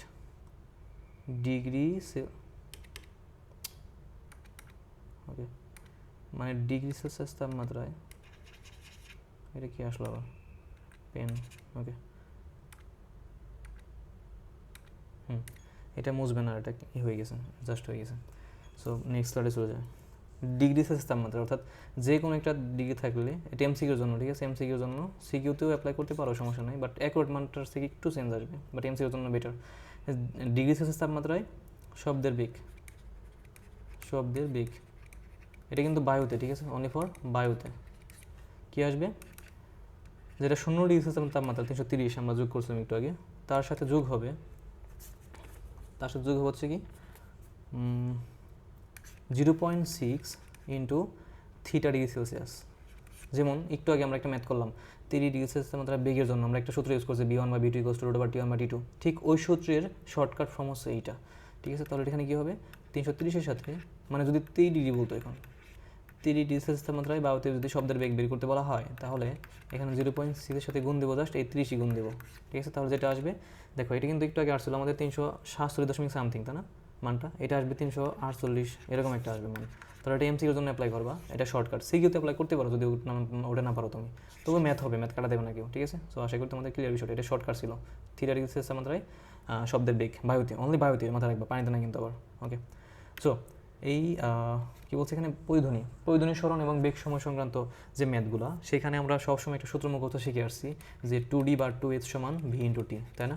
তো এইটা কিন্তু সবসময় এখানে 2D হবে না, সবসময় 2D হবে না, আজকে লিখে রাখো। ঠিক আছে, তাহলে ভাই কী হবে এখানে হবে হচ্ছে যে প্রয়োজনীয় দূরত্ব, আমি আজকে লিখে দিলাম, এটা মাথা রাখবা। তাহলে এখানে কী হবে? প্রয়োজনীয় দূরত্ব, অর্থাৎ এখানে হবে প্রয়োজনীয় দূরত্ব। কেন আমি লিখতেছি তোমরা একটু পরে টের পাবা। ঠিক আছে, প্রয়োজনীয় দূরত্ব equals to V into T লিখবা। হ্যাঁ, 2D হবে না যেমন না, সবসময় 2D হবে। কখন? যখন আমরা একটা জায়গায় দাঁড়িয়ে মনে করো একটা পাহাড়। ঠিক আছে, এখানে তুমি বা আমি যে কোনো একজন দাঁড়িয়ে আছি, যদি আমি এখানে দাঁড়িয়ে এখান থেকে শব্দ এদিকে এই দেয়ালে বা হচ্ছে কোনো একটা পাহাড়ে যাওয়ার পর প্রতিধ্বনি হয়ে এদিকে এখানে ফিরে আসে, তাহলে সেক্ষেত্রে দেখো একটা S1 এদিকে গেলো, আবার দূরত্বটা আবার কি এদিকে মুভ করতেছে, S2, অর্থাৎ S1 প্লাস S2, এটাও S। এর জন্য এখানে 2S ইউজ করা হয় বা 2D ইউজ করা হয়। কিন্তু ও যদি এদিকে মুভ করে, আবার এদিকে মুভ করে, অথবা এদিকে মুভ করে, তাহলে কিন্তু এখানে 2S জীবনে হবে না, এখানে S1 প্লাস S2 হবে। অর্থাৎ এই জন্য আমি লিখলাম এখানে প্রয়োজনীয় দূরত্ব। আশা করি প্রয়োজন দূরত্ব লেখার ওইটা মানে কারণটা, রিজনটা তোমাদের ক্লিয়ার। ঠিক আছে, এই সূত্র দিয়ে, মানে এই একটা সূত্র দিয়ে, মানে প্রয়োজনীয় দূরত্ব equals to V into T. অনেকের প্রশ্ন থাকতে পারে যে ভাই এখানে কেন ভি ইন্টু টি ইউজ করা হয়? কারণ হচ্ছে আমরা জানি ওই প্রাকৃতিক যেগুলো আর কি, দৌড়বিদের বেগ, মানে দৌড় বেগ, আর তারপর হচ্ছে তোমার কী বলে খেলোয়াড়ের বেগ বা হচ্ছে ফিল্ডারের বেগ, এই সব শব্দের বেগ, এই যে ন্যাচারাল বা প্রাকৃতিক যেগুলো, এগুলো আমরা কি সাধারণত সমবেগ হিসেবে কাউন্ট করি। আর সমবেগের সূত্র দেখে আমরা directly V into T use করা হয়। আশা করি তোমাদের ক্লিয়ার বিষয়টা। এখন দেখো ম্যাথ করি, ম্যাথ করলে আরও তোমাদের ক্লিয়ার হবে। ওকে ফাইন। সো একটা ম্যাথ করা যাক। কী বলা আছে, একটা সেলে আংশিক, কী বলছে, একটা সেলে আংশিক পানিপূর্ণ কুয়ার মুখে হাততালি দিছে। হাততালি দেওয়ার পর মানে 2 ধরনের সময় পর, মানে একটা 1.12 সেকেন্ড পর শব্দ শুনতে পেয়েছে, একটা 0.15 সেকেন্ড পর শব্দ শুনতে পেয়েছে। ভালো কথা। তাহলে আমরা এখানে কি লিখতে পারি, একটা কুয়া আঁকতে পারি, তাই না, ভালোভাবে বোঝার জন্য। ধরো মনে করো এটা হচ্ছে একটা কুয়া, ঠিক আছে। সো এটা হচ্ছে পানি, এগুলো পানির স্তর, লেভেল, ঠিক আছে, লেভেল। সো এই জায়গায় দাঁড়িয়ে, এই জায়গায় মনে করো যে ওর নাম কী জানো, ওর নাম হচ্ছে কি, আচ্ছা একটা ছেলে, যাই হোক মেয়ে না, তো একটা ছেলে কী করছে, এখানে হাততালি দিছে। হাততালি দিয়ে ঠেকা পড়ছে কি এখানে, দেখ সমস্যা নাই, সবাই দেখে নাও। হাততালি দেওয়ার পর দেখো এখানে উপর যে লেয়ারটা আছে, সো প্রথমে হচ্ছে 1.12 সেকেন্ড পর শুনতে পেয়েছে, এরপর এবং 0.15 সেকেন্ড পর পর। মানে বিষয়টা একটু বোঝার চেষ্টা করো। বলছে যে হাততালি দেওয়ার পর, হাততালি দেওয়ার পর 1.2 সেকেন্ড, কী রে ভাই 1.2 সেকেন্ড দিয়েছে কেন, 1.2 সেকেন্ড আর হচ্ছে 0.15 সেকেন্ড পর পর, প্রথমেই বড় সেকেন্ড। এখানে একটু ভুল আছে, তোমার সাথে কারেকশন করে নাও। এখানে আই থিঙ্ক এটা হবে না, এখানে হবে হচ্ছে কি, এত ভুল কেন আজকে এখানে প্রশ্নে।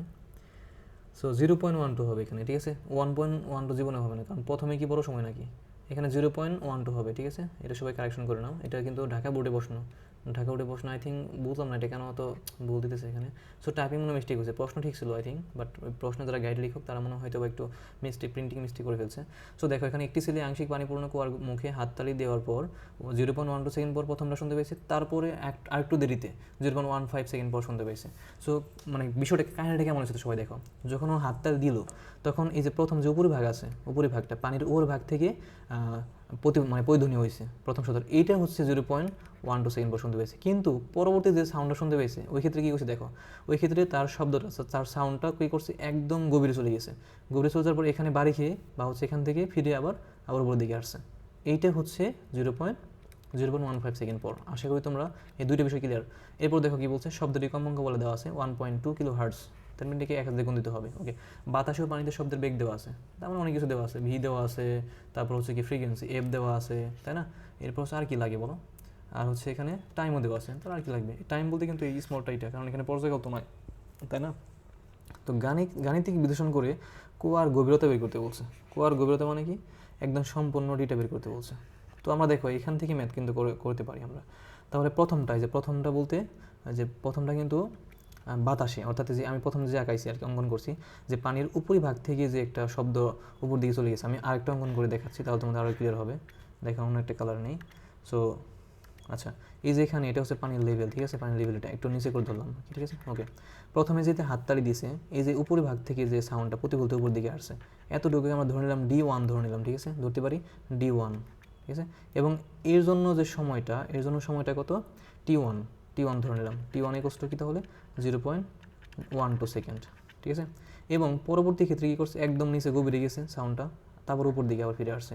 তো এতটুকু দূরত্ব আমরা D2 ধরে নিলাম। কি ধরে নিলাম, D2 ধরলাম, একদম উপর থেকে নিচ পর্যন্ত। তাহলে যে এখানে গ্যাপ রইল না এটা, তাহলে এটা কত, এটা লিখতে পারি আমরা D2 মাইনাস D1 লিখতে পারি, তাই না। ওকে ফাইন। সো আমাদের এখন কাজ হচ্ছে D2 এর মানটা বের করা, অর্থাৎ একদম শুরু থেকে একদম শেষ পর্যন্ত এইটা মানটা আমাদের কুয়ার গভীরতা একদম টোটাল এটা বের করতে বলা হয়েছে, ঠিক আছে। সো আমাদের প্রথম কাজ হচ্ছে D1টা বের করব। এই D1টা বের করার পর D1টা বের করার পর ডিরেক্টলি D2 আর D1 এদের বিয়োগফলটা পাবো, অর্থাৎ এতটুকু পাবো। এটা পেলে আমরা কী করতে পারবো, সরি D1টা পাওয়ার পর D2 মাইনাস D1 করলে জাস্ট এতটুকু পাবো, নিচেরটা আর কি। তো নিচেরটা পেলে এবং উপরটা তো পাইছি, দেন যোগ করলে কিন্তু আনসার পেয়ে যাবো। তো আশা করি তোমাদের রুট ম্যাপটা ক্লিয়ার, কীভাবে আমরা ম্যাথটা করবো। সো এখন শুরু করা যাক। দেখো কী করবো, প্রথমে কাজ হচ্ছে D1 বের করা। এইটা কিন্তু ছিল কোন মাধ্যমে, বায়ু মাধ্যমে। তাহলে বায়ু মাধ্যমে বেগ নিয়ে কাজ করতে হবে। বায়ু মাধ্যমে তুমি পানি মাধ্যমে বেগ নিয়ে কাজ করতে পারবো না। তাহলে আমরা জানি যেহেতু বায়ু মাধ্যমে থেকে বায়ু মাধ্যমে ফিরে আসছে, তাই না, বায়ু মাধ্যম আবার বায়ু মাধ্যমে আসে, এটা কিন্তু পানি মাধ্যমে ভিতর দিকে যায় নাই প্রথম ক্ষেত্রে। সো এখানে চিত্র তুমি এঁকে দিতে পারো, চিত্র এঁকে ব্যাখ্যা দিলে সুন্দর হয় বেশি, টিচারে ভালোভাবে তোমাদের বুঝবে এবং তোমার আলাদা করে বাড়তি কোনো লেখার প্রয়োজন হবে না, ঠিক আছে। সো এখানে লিখে নিবা যে চিত্র হতে, ঠিক আছে, চিত্র প্রথমে আঁকবা মতো করে, চিত্র হতে ব্যাখ্যা দিবা, একদম ইজিলি দিতে পারবা। চিত্র হতে লিখবা যে D1 2D1 তাহলে কেন 2D1 লিখবো এখানে? কারণ হচ্ছে প্রথমে এই এদিক গেছে, মানে D1 অতিক্রম করছে শব্দটা, আবার উপর দিকে D1-ই আসছে, তা এই জন্য ডাবল ডি, অর্থাৎ D1 প্লাস D2 প্রয়োজন দূরত্ব D1 প্লাস D2, মানে D1 plus D1, sorry D1 plus D1 মানে 2D1 ইকুয়ালস টু SV। কেন আমি এটা লিখছি? কারণ হচ্ছে আবার বলতেছি আমি, একবার সাউন্ডটা এখানে গেছে, আবার উপর তল থেকেই ফিরে আসছে, তার মানে D1 গেছে আবার D1 আসছে, এই জন্য দুইবার 2D1 ইকুয়ালস টু VT। এখানে এসে লিখতো কোন গাধায়, আমি তো সরি। সো এখানে V ইন্টু টি হবে, কী হবে, সরি, এখানে হচ্ছে V ইন্টু টি। ওকে, এটা কিন্তু পানিতে, এটা কিন্তু পানি, সরি এটা কিন্তু বায়ুতে, এটা কিন্তু বায়ুতে, তাহলে আমরা D1 পেয়ে যাবো। D1 সময় কি একদম ডিরেক্টলি মান বসে দাও। এই V এর মানটা কত? V কিন্তু বায়ুতে, আমরা বায়ুতে বের করতেছি, চিত্র হতে পাই। সো বায়ুতে লিখলে হবে, বায়ুতে ক্ষেত্রে বা বায়ুর ক্ষেত্রে। সো এখানে কি কত, এটা 330 মিটার পার সেকেন্ড। সো আমরা এখানে 330 লিখবো, এবং এখানে টাইমটা কত বলা আছে? 0.12, যেটা প্রথম আর কি, প্রথম সময় 0.12, এবং ডিভাইড বাই কী দিব? 2 দেবো। এবার মানটা পেয়ে যাবে কত? 19.8 মিটার। ঠিক আছে, আশা করি D1টা ক্লিয়ার। এরপরে আমরা কী করব? আবার এখানে লিখবো আবার কী বের করবো এখন? D1 বের করা শেষ, এখন বের করবো পানিরটা, বের করবো নিচেরটা, বের করবো এতটুকু বের করবো। বায়োটা বের করছি, পানিরটা বের করবো, এবং দুটো যোগ করলে হয়ে যাবে আনসার, মোট গভীরতা। আবার পানির ক্ষেত্রে বা দ্বিতীয় ক্ষেত্রে বললে হবে, চিত্র হতে দ্বিতীয় ক্ষেত্রে দেখো শুধু পানিটা কত। আবার আমি এই দিকে একটু লক্ষ্য করো, আমরা এতটুকু ধরছিলাম হচ্ছে D1, উপরের চিত্রে লক্ষ্য করো, এতটুকু ধরছি কি D1, এবং D2 ধরছি, একদম টোটালটাকে D2 ধরছি। তাহলে আমরা বের করবো জাস্ট পানিরটা তাহলে কি হবে? পানিরটা হবে D2 মাইনাস D1, তাই না? সরি, আরে এখানে তো ভুল করছি কেন আমি, এই যে যেখানে লিখছি D2 মাইনাস D1, এটা কিন্তু D2 মাইনাস D1 নয়, ঠিক আছে, কারণ এটা তো D1ই, ঠিক আছে, একটু মিস্টেক হয়েছে। সো এটা ঠিক করে নাও, এখানে হবে D2 মাইনাস D1, এখানে D2 মাইনাস D1, আর এটা তো আমরা D1 ধরে নিছি, তাই না? এটা তো D1 ধরে নিছি, যে এই বরাবর D1 ধরে নিছি, একটু মিস্টেক হয়েছে, sorry for that. So D2 minus D1 হবে। এই মানটা বের করা মানে হচ্ছে শুধু পানিরটা বের করা, এখানে জাস্ট ওয়াটার বিদ্যমান, ঠিক আছে, পানিরটা এখন পানির ক্ষেত্রে বের করবো। সো দ্বিতীয় ক্ষেত্রে তাহলে এতটুকু হচ্ছে কি D2 মাইনাস D1। দ্বিতীয় ক্ষেত্রে আমরা তাহলে কি লিখতে পারবো? D2 মাইনাস D1, এবং সেটা কিন্তু দুইবার হবে। কেন?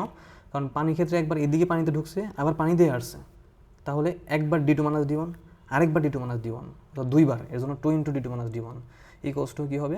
VT। তাহলে পানির V ইন্টু পানিতে সময় T, তাহলে D2 minus D1 equals to কী পেয়ে যাবো? V মানটা বসে দাও, পানির ক্ষেত্রে কত? 1500 মিটার পার সেকেন্ড, এবং টাইম কত?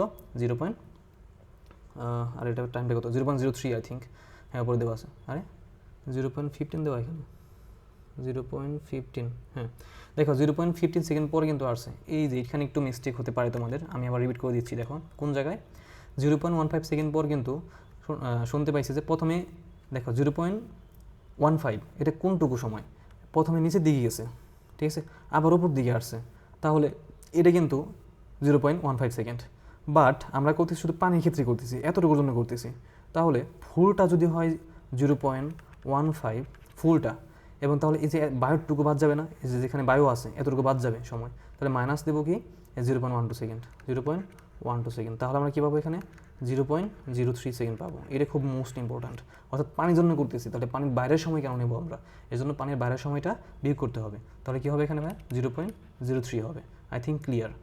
এরপর এখানে দুইটা ভাগ হবে, তাহলে যে মানটা পাবা সেটা হলো 22.5 এত মিটার। এটা হচ্ছে কি শুধু পানির ক্ষেত্রে গভীরতা, এটা পানির ক্ষেত্রে গভীরতা, তাহলে পানির ক্ষেত্রে গভীরতা, আর এটা হচ্ছে উপরে, মানে যে লেভেলে বায়ু আছে শুধু পানি নাই, বাট কোয়া তো সম্পূর্ণটাই, মানে কোয়ায় অর্ধেক পূর্ণ আছে মনে করো, আর উপর দিকে একটু ফাঁকা আছে, তাহলে এই দুইটা এখন যোগ করলে আমরা যেটা পাবো সেটা হচ্ছে কোয়ার মোট গভীরতা। তাহলে এখন লিখবা যে সুতরাং আরে কোন কাল নিলাম এখানে, লিখবা যে হচ্ছে কোয়ার গভীরতা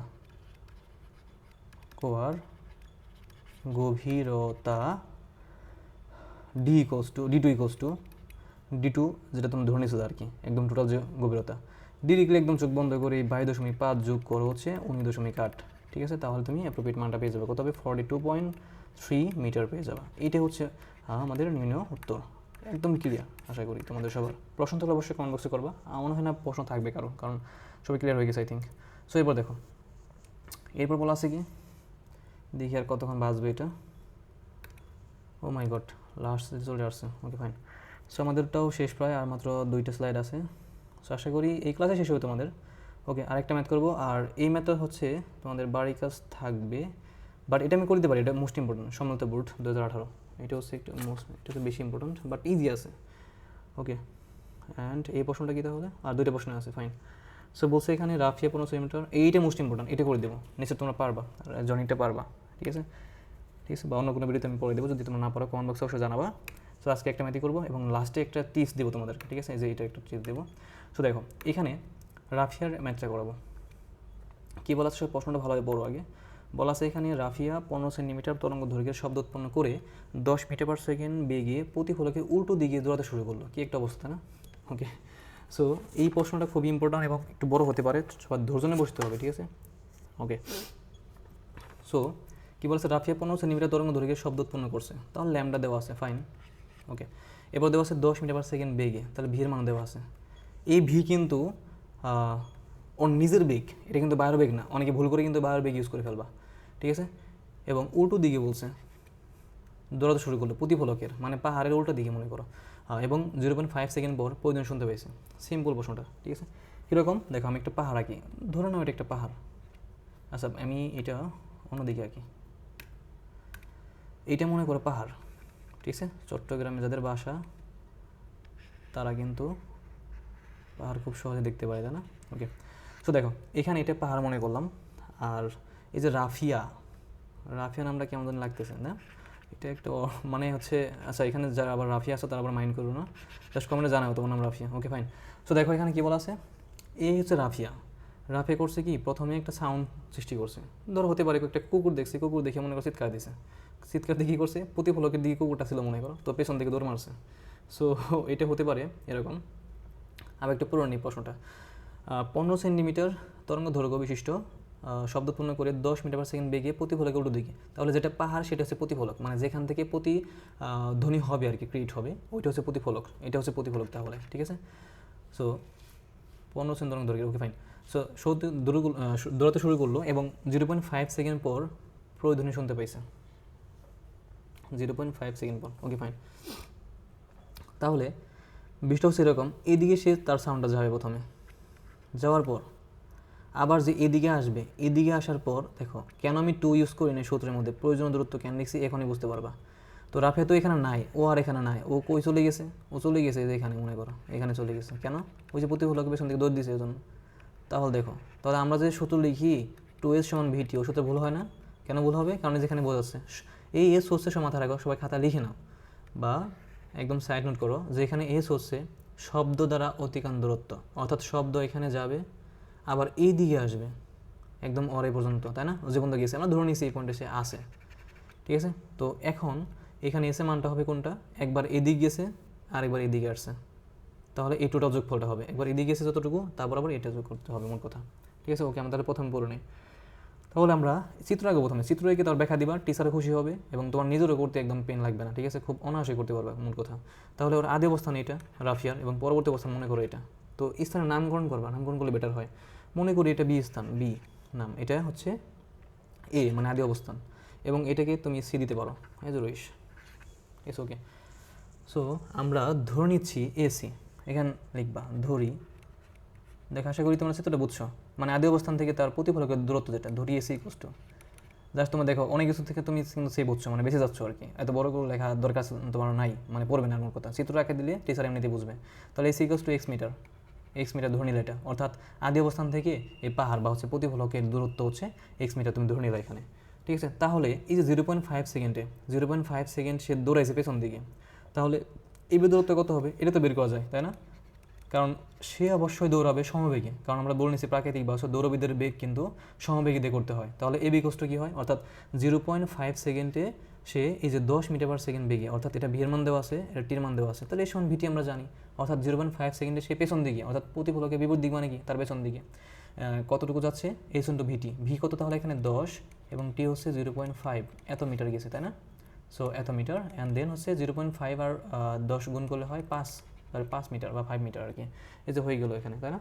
এখন আমাদের দেখতে হবে যে 3D তাপমাত্রায়, দেখো 3D তাপমাত্রায় কিন্তু আমাদের কী দেওয়া নাই, বেগ দেওয়া নেই, এটি বেগটা বের করতে হবে, এটা শর্টকাট দিয়ে করলেও হবে, বা তুমি যদি বলো যে না ভাই আমি হচ্ছে V1 বা V2 equals two T1 by T দিয়ে করবো, তাও হবে। একটু আগে কিন্তু তোমাদের বল দিছি যে থিটা ডিগ্রি সেলসিয়াস তাপমাত্রায় শব্দের বেগ নির্ণয়ের সূত্রটা, ঠিক আছে? আমি শর্টকাট দিয়ে করে দিছি এবং বড় করে দিছি। তবে তোমাদের জন্য আমি সাজেস্ট করবো সিকিউতে তোমরা এটাই করবা, যে নাও, ঠিক আছে, নাও এটা লিখে দিবা যে 3 ডিগ্রি সেলসিয়াস তাপমাত্রায় শব্দের বেগ কোথায়? বায়ুতে, ঠিক আছে? শব্দের বেগ এটা কিন্তু বায়ুতে, ঠিক আছে? বায়ুতে লিখে দিলে বেটার হয় আরও। আচ্ছা বায়ুতে লিখে দিই এখানে, ঠিক আছে? বায়ুতে আবারও রিফাত ভাইয়ের মতো আমার ভিডিও দেওয়ারই হয়ে যায়, সমস্যা হয়ে যায়, তাই না? সো ওকে, আমরা একজনকে নিয়ে কথা না বলি। সো দেখো 3 ডিগ্রি সেলসিয়াস তাপমাত্রায় বায়ুতে শব্দের বেগ হবে কি? তার জন্য তুমি এইটা ইউজ করবা, যে আমরা জানি V1 by V2 equals to root over T1 divide by root over T2। আমি এখানে শর্টকাট করে দিচ্ছি। আর T1 আর হচ্ছে V1 এ কী হবে এটা কিন্তু আমাদের আগের ম্যাথে বল দিয়েছি আমরা, সেটা কি 0 ডিগ্রি সেলসিয়াস তাপমাত্রায় বেগ ধরবো 330, আর T1 এর মানটা হচ্ছে কত? 273, মানে কেলভিন নিয়ে করতে হবে। আর T2 এর মানটা কত? 30 যোগ হচ্ছে 273, অর্থাৎ 303 আসবে, ঠিক আছে? সিম্পল, আমি বল দিচ্ছি আর কি, তাহলে লিখে ফেলবা। অ্যান্ড দের V2 এর মানটা কত পাবা সেটা লিখে দিচ্ছি। V2 এর মানটা পাবা হচ্ছে কত? 347, মানে 347.66 মিটার পার সেকেন্ড, এটা পাবা। আমি আবার বলে দিচ্ছি V1 হচ্ছে 0 ডিগ্রি সেলসিয়াস শব্দের বেগ, এজের বলা আছে এখানে কত? 330 বলা আছে। V1 330 বলা আছে। T1 হচ্ছে 0 ডিগ্রি সেলসিয়াস মানে হচ্ছে 273 কেলভিন, অর্থাৎ T1 273 কেলভিন, আর T2 হচ্ছে 30 যোগ 273, দেখবেন 303 কেলভিন। তাহলে V2 পেয়ে যাবা এত মিটার পার সেকেন্ড। এখন এই V2 যে পাইলাম আমরা, ঠিক আছে? সো এখন প্রশ্ন হচ্ছে কি বলছে? প্রশ্ন বলছে যে রাফিয়া যদি, আচ্ছা প্রশ্ন তোমরা এখনো পড়ি নাই, রাফিয়া যদি একই বেগে প্রতিফলকের দিকে দৌড়ায়, অর্থাৎ ও দৌড়াইছে পেছন দিকে, এইদিকে, এবং শব্দ শুনতে পাইছে, প্রতিদিন শুনতে পাইছে কিন্তু 0.5 সেকেন্ড পর প্রতিদিন শুনতে পাইছে। বাট ও যদি, প্রশ্ন বলছে এখন যদি সেম বেগে, ঠিক আছে, যদি সেম বেগে, সেম বেগ মানে কি ওর যে বেগ আছে এখন ওই বেগে যদি, অর্থাৎ বেগ কত? এই যে আরে বেগটা কত? 10 মিটার পার সেকেন্ড, হ্যাঁ, এই বেগে যদি সে এখন সামনের দিকে দৌড়াইতো, অর্থাৎ এর ফ্রন্ট সাইড, অর্থাৎ ডান দিকে দৌড়াইতো, তাহলে সে শব্দ শুনতে পাইতো কিনা, ঠিক আছে, মানে প্রতিধ্বনি শুনতে পাইতো কিনা, সেটা এখন বের করতে হবে, ঠিক আছে? এইটা ম্যাথ, এটা কিন্তু একটু ক্রিটিক্যাল আছে, হ্যাঁ, একটু মানে ম্যাথটা বড় হলেও বাট ইম্পর্ট্যান্ট, ঠিক আছে, খুব ইম্পর্ট্যান্ট এবং ইন্টারেস্টিং বিষয়টা। এখন সামনে দিকে সে দৌড়াবে। এখন প্রশ্ন হচ্ছে যে শুনতে পাবে কি পাবে না, তা আমরা বুঝবো কীভাবে? দেখো মানুষের শ্রবণাবুতির স্থায়িত্বকাল কিন্তু আমরা জানি T=0.1 সেকেন্ড, এটা কিন্তু সবাই আমরা জানি, তাই না? অর্থাৎ ও শব্দ যখন তৈরি করছে বা শব্দ ক্রিয়েট করছে বা ধরো একটা সাউন্ড করছে আর কি, এখন সেই সাউন্ডটা যদি মানে 0.1 সেকেন্ড অতিবাহিত হওয়ার আগেই এসে পড়ে, তাহলে সে শুনতে পাবে না, মানে আমরা শুনতে পাবো না আর কি, মানুষ যারা আমরা আছি আর কি, ঠিক আছে? অনেক পশু পাখি শুনতে পারে। তো এই 0.1 সেকেন্ড আমরা টাইমটা বের করবো কথা, টাইমটা বের করার পর যদি আসে 0.1 এর সাথে বড় বেশি আসে আর কি, বা 0.1 আসে, তাহলে শব্দ শুনতে পাবে, মানে প্রয়োজন শুনতে পাবে, আদারওয়াইজ পাবে না। তাহলে টি এর মানটা বের করতে হবে মোট কথা, ঠিক আছে? ওকে, তো আমরা করে ফেলি। এই পর্যন্ত আসলে সবার ক্লিয়ার, এই যে এই বেগ পর্যন্ত সবার ক্লিয়ার, ঠিক আছে? এটা হচ্ছে 30 তার বেগ। Okay fine. এখন দেখো আমরা, ও আচ্ছা মুছে গেলো, সরি ফর দ্যাট। ও এটা তো শেষ হয়ে গেছে, আবার রাখতে হবে, তো আমি দেখে দিচ্ছি, দেখো। Okay fine. এখানে হচ্ছে এটা প্রতিফলক ছিল, ঠিক আছে? আর রাফিয়া ছিল এখানে আদি অবস্থান, তার আদি অবস্থান ছিল এখানে। এটাকে আদি অবস্থানকে কী ধরছিলাম আমরা জানো? আমি নিজে ভুলে গেলাম। আদি অবস্থানকে ধরছিলাম আমি মনে হয় এ, রাইট, এ ধরছিলাম, ঠিক আছে? ওকে, অ্যান্ড এখানে ধরছিলাম হচ্ছে কি বি, পরবর্তী অবস্থান। তো এটা এখন লাগবে না, এর এতটুকু আমাদের ম্যাথ শেষ, ঠিক আছে? লাগবে, সরি ফর দ্যাট, লাগবে। বাট দেখো ও হচ্ছে এখান থেকে সাউন্ড করছে, প্রশ্ন বলছে যদি সে সামনের দিকে দৌড়াইতো, তো আমরা ধরে নিচ্ছি যদি সামনের দিকে সে দৌড়ায়, যদি দৌড়ায়, তাহলে কোন পয়েন্টে শব্দ শুনতে পাবে সেটাও ধরে নিচ্ছি আমরা, যে এই পয়েন্টে শুনতে পাবে মনে করো, এই একটা পয়েন্ট ধরে নিলাম, ঠিক আছে? এটা না ধরলে হয়। এখন প্রশ্ন হচ্ছে আমরা যে 10 সেকেন্ড না, আচ্ছা 10 মিটার পার সেকেন্ড বেগে দৌড়াইছে, মানে এই বেগটা সেম রেখে বলছে, কারণ প্রশ্ন বলছে যে রাফিয়া যদি একই বেগে প্রতিফলকে দিয়ে দৌড়ায়, অর্থাৎ একই বেগ মানে কি 10 মিটার পার সেকেন্ড। তো এত বেগে আমরা টাইম তো জানি না, সো এতটুকু জানি আমরা যে সে সমবেগে দৌড়াবে, তাই না? তো ধরে নিচ্ছি আমরা এই স্থানে সে আসবে, তাহলে এটা হচ্ছে 10t হবে, তাই না? আমি এখানে কিন্তু অঙ্ক সলভ করে দিতে পারবো চাইলে, ঠিক আছে? সো তোমরা দেখো, আগে বুঝো চেষ্টা, তোমরা বুঝতে পারলে কিন্তু তোমরা নিজেরাই করতে পারবে এখান থেকে। সো প্রশ্ন বলছে রাফিয়া যদি একই বেগে প্রতিফলকের দিকে দৌড়ায়, অর্থাৎ প্রতিফলক ডান দিকে আছে, সো নিয়ে নিচ্ছে ডান দিকে, তো দৌড়ানোর ক্ষেত্রে ওর অতিক্রান্ত দূরত্ব কী হবে? S=VT হবে। সো ভি এর মানটা আমরা জানি, কারণ ওরা বলতেছে সেম বেগে, কিন্তু টি এর মানটা আমরা জানি না, টি এর মানটা বের করবো। সো আমরা ধরে নিলাম হচ্ছে টি প্রাইম, এটা এখানে লিখে নিবা যে ধরি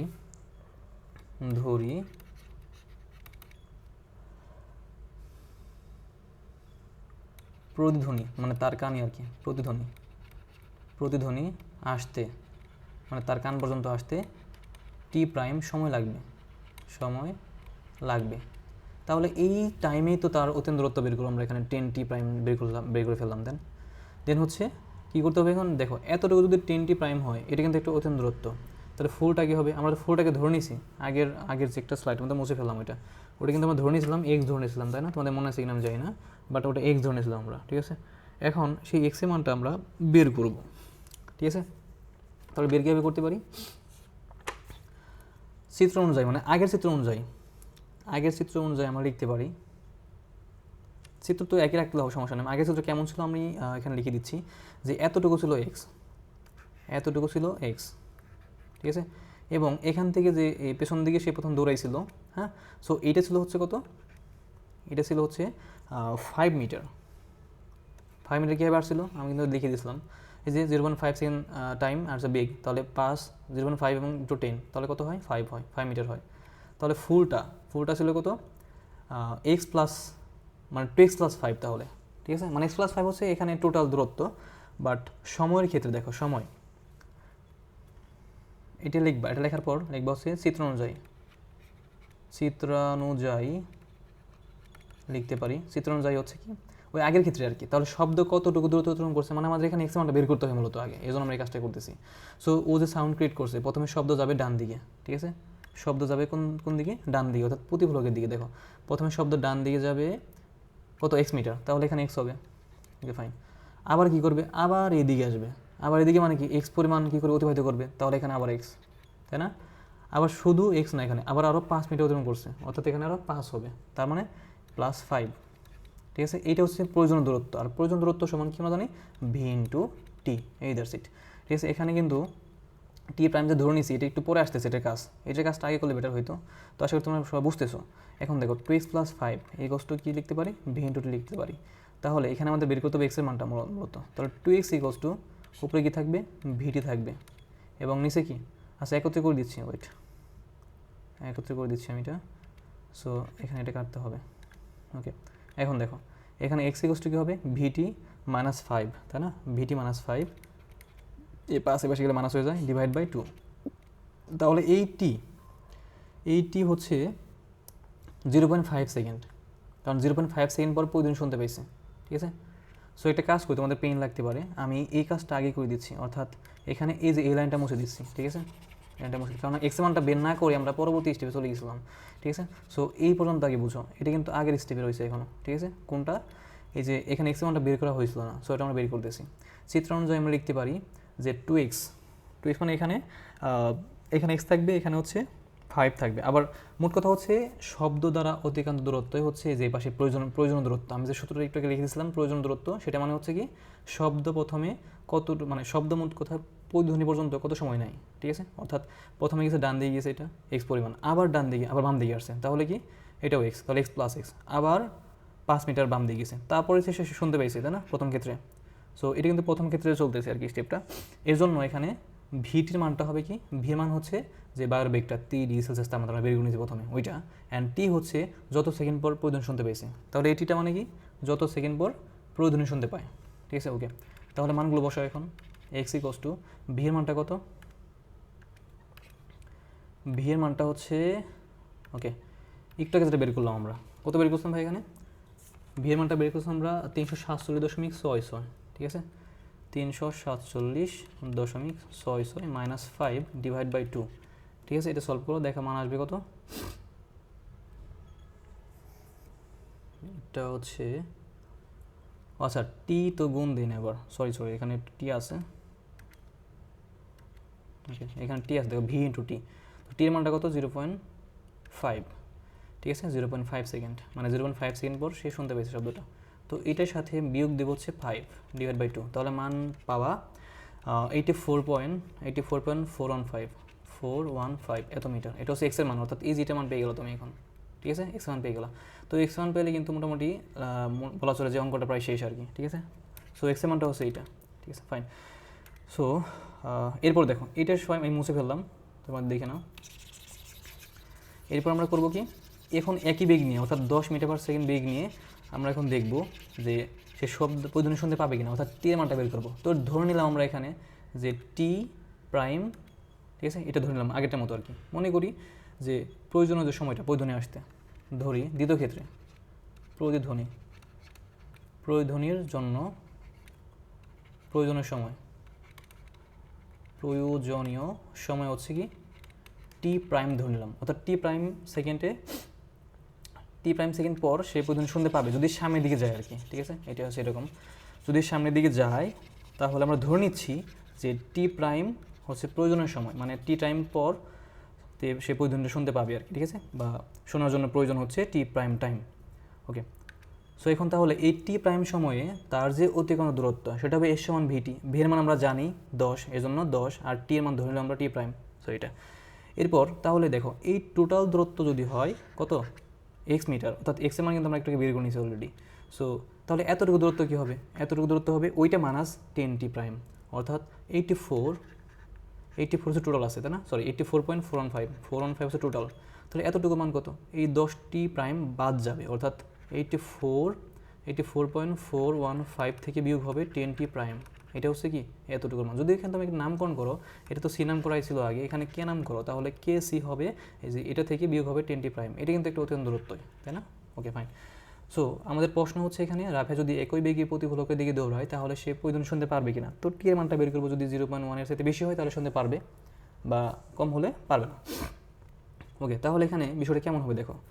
এখন শব্দ দ্বারা অতিক্রান্ত দূরত্ব, এখন আমরা প্রশ্ন মতে লিখতে পারো, প্রশ্ন মতে কি লেখা যায়, শব্দের দ্বারা অতিক্রান্ত। এখন দ্বিতীয় ক্ষেত্রে কি, দ্বিতীয় ক্ষেত্রে কিন্তু আর এই যে এতটুকু কিন্তু কাউন্টই হবে না।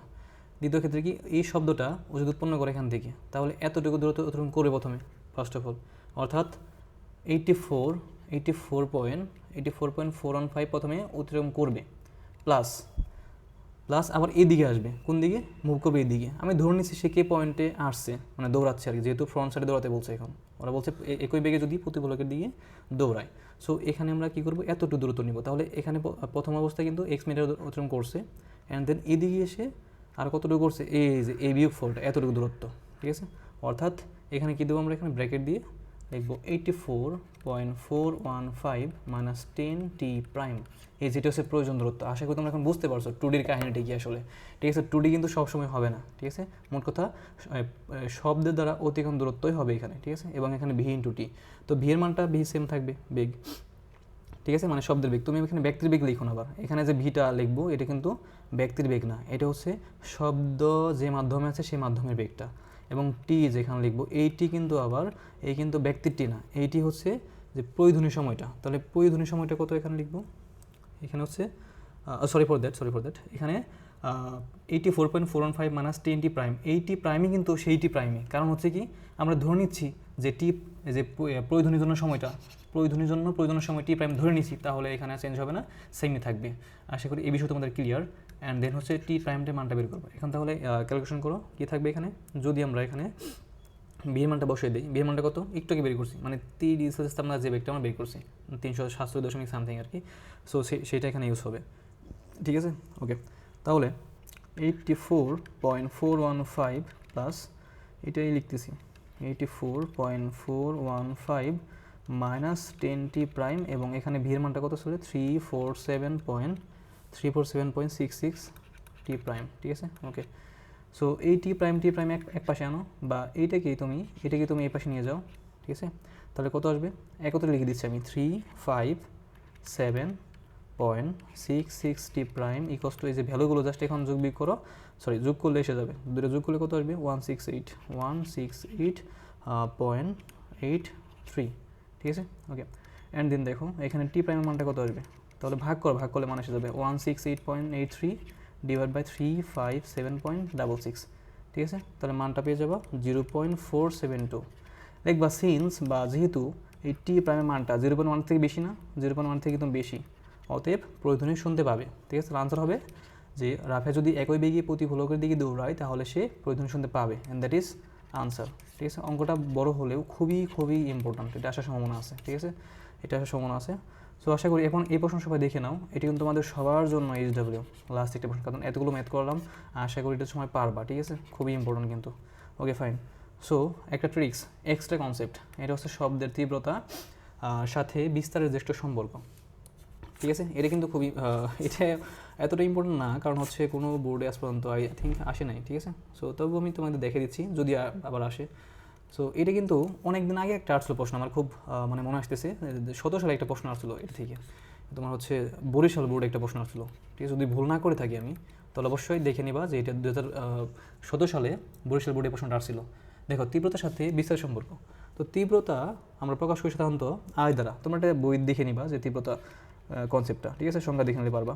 তো তীব্রতাকে প্রকাশ করা হয় আয় দ্বারা, ঠিক আছে, এটা হচ্ছে সবের তীব্রতা। এবং বিস্তারকে প্রকাশ করা হয় এ দ্বারা। তোমাদের একটা ম্যাজিক দেখায়, এখানে ধরো হচ্ছে কি আছে, একটা তরঙ্গ আছে মনে করো, হ্যাঁ। সো এই যে এতটুকু যে প্রশস্ত এটা হচ্ছে বিস্তার, ঠিক আছে। এবং তীব্রতা এইটার মধ্যে, এটার সাথে এটার হচ্ছে কি দেখবো, একটা কম্বিনেশন, রিলেশনটা দেখবো জাস্ট, ঠিক আছে। সো ওকে, ঠিক আছে। সো আমরা এখন এর সম্পর্কটা দেখবো, সম্পর্কটা কেমন আসলে। সো আয়ের সাথে এই বিস্তার সম্পর্ক হচ্ছে বর্গের সমানুপাতিক, অর্থাৎ A square. I is proportional to A square, ঠিক আছে, এটা হচ্ছে সম্পর্ক। এবং এখান থেকে একটা সম্পর্কে স্থাপন করা যায়, সেটা হলো কি I1 divide by I2 equals to A1 square divide by A2 square. খুবই সিম্পল, তাই না? তো এটা দিয়ে একটা ম্যাথ করি। আচ্ছা, ম্যাথ তো না এখানে, সরি। সো ম্যাথ আমি এখানে বলে দিচ্ছি এবং খুব ইন্টারেস্টিং একটা এক্সাম্পল দেবো তোমাদের। তো দেখো, মনে করো দুটো মেয়ে নিলাম, হ্যাঁ, দুটো মেয়েকে কনসিডার করতেছে এখানে। একজন মানে দুই বোনেরা মনে করো, আপন দুই বোন, এদের বাসা মনে করো চট্টগ্রাম। একজন নাম হচ্ছে মিপ্তা বলতে পারো, হ্যাঁ, একজন নাম হচ্ছে মিপ্তা, আর একজন নাম হচ্ছে এটা একজন নাম হচ্ছে মনে করো তাইবা বলতে পারো, হ্যাঁ, ওকে ফাইন। মনে করো দুজন বোন। তো কোনো একটা বিষয় নিয়ে এদের মাঝে অনেক ঝামেলা হয়েছে, মানে অনেক আছে না অনেক সময় মানে নিজেদের বন্ধুদের মধ্যে অনেক ঝগড়া লাগে। সো খুব চিল্লাইতেছে, এই হচ্ছে মনে করো বড়ো আর কি, হ্যাঁ, এ অনেক বড়ো, এ অনেক ছোটো, একটু ছোটো আর কি, বেশি না, মাত্র ধরো 5 বছর ছোটো আর কি। তো অনেক চিল্লাচিল্লি করতেছে। এখন আমরা দেখতে পাই যে এদের যে হাইস্ট যে তীব্রতা সাউন্ডের, হ্যাঁ, ওইটা হচ্ছে 9.16। তো এটা হচ্ছে তাদের অনুপাত, তাদের যে শব্দের তীব্রতা, ঠিক আছে, কে কত জোরে চিল্লাচ্ছে আর কি। সো তো ওটা হচ্ছে কি অনুপাত, জাস্ট রেশিওটা এখানে বলা আছে, ঠিক আছে। এই যে মিপ্তা এ তো মনে করি একটু ছোটো, এর জন্য এর তীব্রতা বেশি মনে করি একটু, আর তাইবা মনে করি একটু শান্তশিষ্ট, অনেক ভদ্র। সো এর হচ্ছে তীব্রতা একটু কম মনে করো। সো তাদের অনুপাতটা বলা আছে কত, 9:16। আচ্ছা, ওকে। এখন প্রশ্ন বলছে যে তীব্রতার অনুপাত এত হলে, এটা কিন্তু তীব্রতার অনুপাত হচ্ছে 9:16। এখন প্রশ্ন বলছে বিস্তারের অনুপাত কত। কি বলছে ভাই? বলছে বিস্তারের অনুপাত কত, বিস্তারের রেশিওটা কত। আমি ইংলিশে লিখে দিচ্ছি এখানে, বিস্তারের ratio equals to what. So এটা হচ্ছে প্রশ্ন। তার আনসার দেখো কেমন হবে, খুবই সিম্পল, ঠিক আছে। সো এখানে লিখবা উই নো। তো এত বেশি বড় করে দরকার না, ডিরেক্টলি যা লিখে দিবা, একটু আগে দিন ধরো পড়ছি, I1 divide by I2 equals two, ওপরে দিবা হচ্ছে A1 square divide by A2 square. তো বিস্তার মানে কি, যে A1 A2 এগুলো হচ্ছে বিস্তার। সো এগুলো বের করলে হবে। তাহলে আমরা লিখতে পারি, এক্সচেঞ্জ করো জাস্ট, A1 লিখো এখানে, A2 লিখো এখানে, এবং এখানে লিখো T1, এখানে লিখবা T2, অ্যান্ড এখানে যে স্কোয়ার ছিল এটার জন্য এখানে একটা রুট ওভার, অ্যান্ড এটা এখানে যে স্কোয়ার ছিল এটার জন্য এখানে রুট ওভার। আশা করি ক্লিয়ার। এখন মানগুলো জাস্ট বসাও, রুট ওভার T1 কত আছে, আর টি বলতেছি কেন, এখানে আই, ঠিক আছে। সো এখানে I1 কত আছে, এখানে 9। সো উপরে রুট ওভার 9 একত্রে করে দিচ্ছি। রুট 9 মানে হচ্ছে 3, আর রুট 16 মানে হচ্ছে 4, অ্যান্ড দ্যাট ইজ আনসার, ঠিক আছে, 3/4। এইটা কিন্তু most important for CQ and MCQ. Secure জন্য এতটা ইম্পর্টেন্ট নয়, এমসিকিউর জন্য। আমি জাস্ট বলছি তোমাদের যে এই ধরনের প্রশ্নটা শুধুমাত্র একবার আমি একটা বোর্ডে দেখছিলাম, বরিশাল বোর্ডে এরকম একটা প্রশ্ন আসলো 17 সালে, ঠিক আছে। এবং তার প্রশ্নটা মনে হয় আই থিঙ্ক এমন ছিল যে শব্দের বিস্তার 4 গুণ হলে তীব্রতা কত গুণ বৃদ্ধি পাবে, এই টাইপের একটা প্রশ্ন ছিল, ঠিক আছে। সো ওইটা সবাই একটু দেখে নিও, ঠিক আছে। সো আশা করি তোমাদের এই বিষয়টা ক্লিয়ার। আশা করি এরপর আর কোনো তোমাদের প্রশ্ন থাকবে না। যদি কোনো প্রশ্ন থাকে অবশ্যই কমেন্ট বক্সে বা হচ্ছে হোয়াটসঅ্যাপ নাম্বার আছে, তোমরা সবাই জানাবা। আই থিঙ্ক আমি আমার সর্বসাথে চেষ্টা করবো তোমাদের সলভ করে দেওয়ার জন্য। So thanks for watching. আর সবাই হচ্ছে কাইন্ডলি একটু ভিডিওটা ভালো লাগে শেয়ার করবা, আর কারণ তোমাদের রেসপন্স দেখে আমার হচ্ছে ভিডিও ক্রিয়েট করতে অনেক ইন্সপিরেশন কাজ করে। সো ওকে ফাইন, আল্লাহ হাফেজ।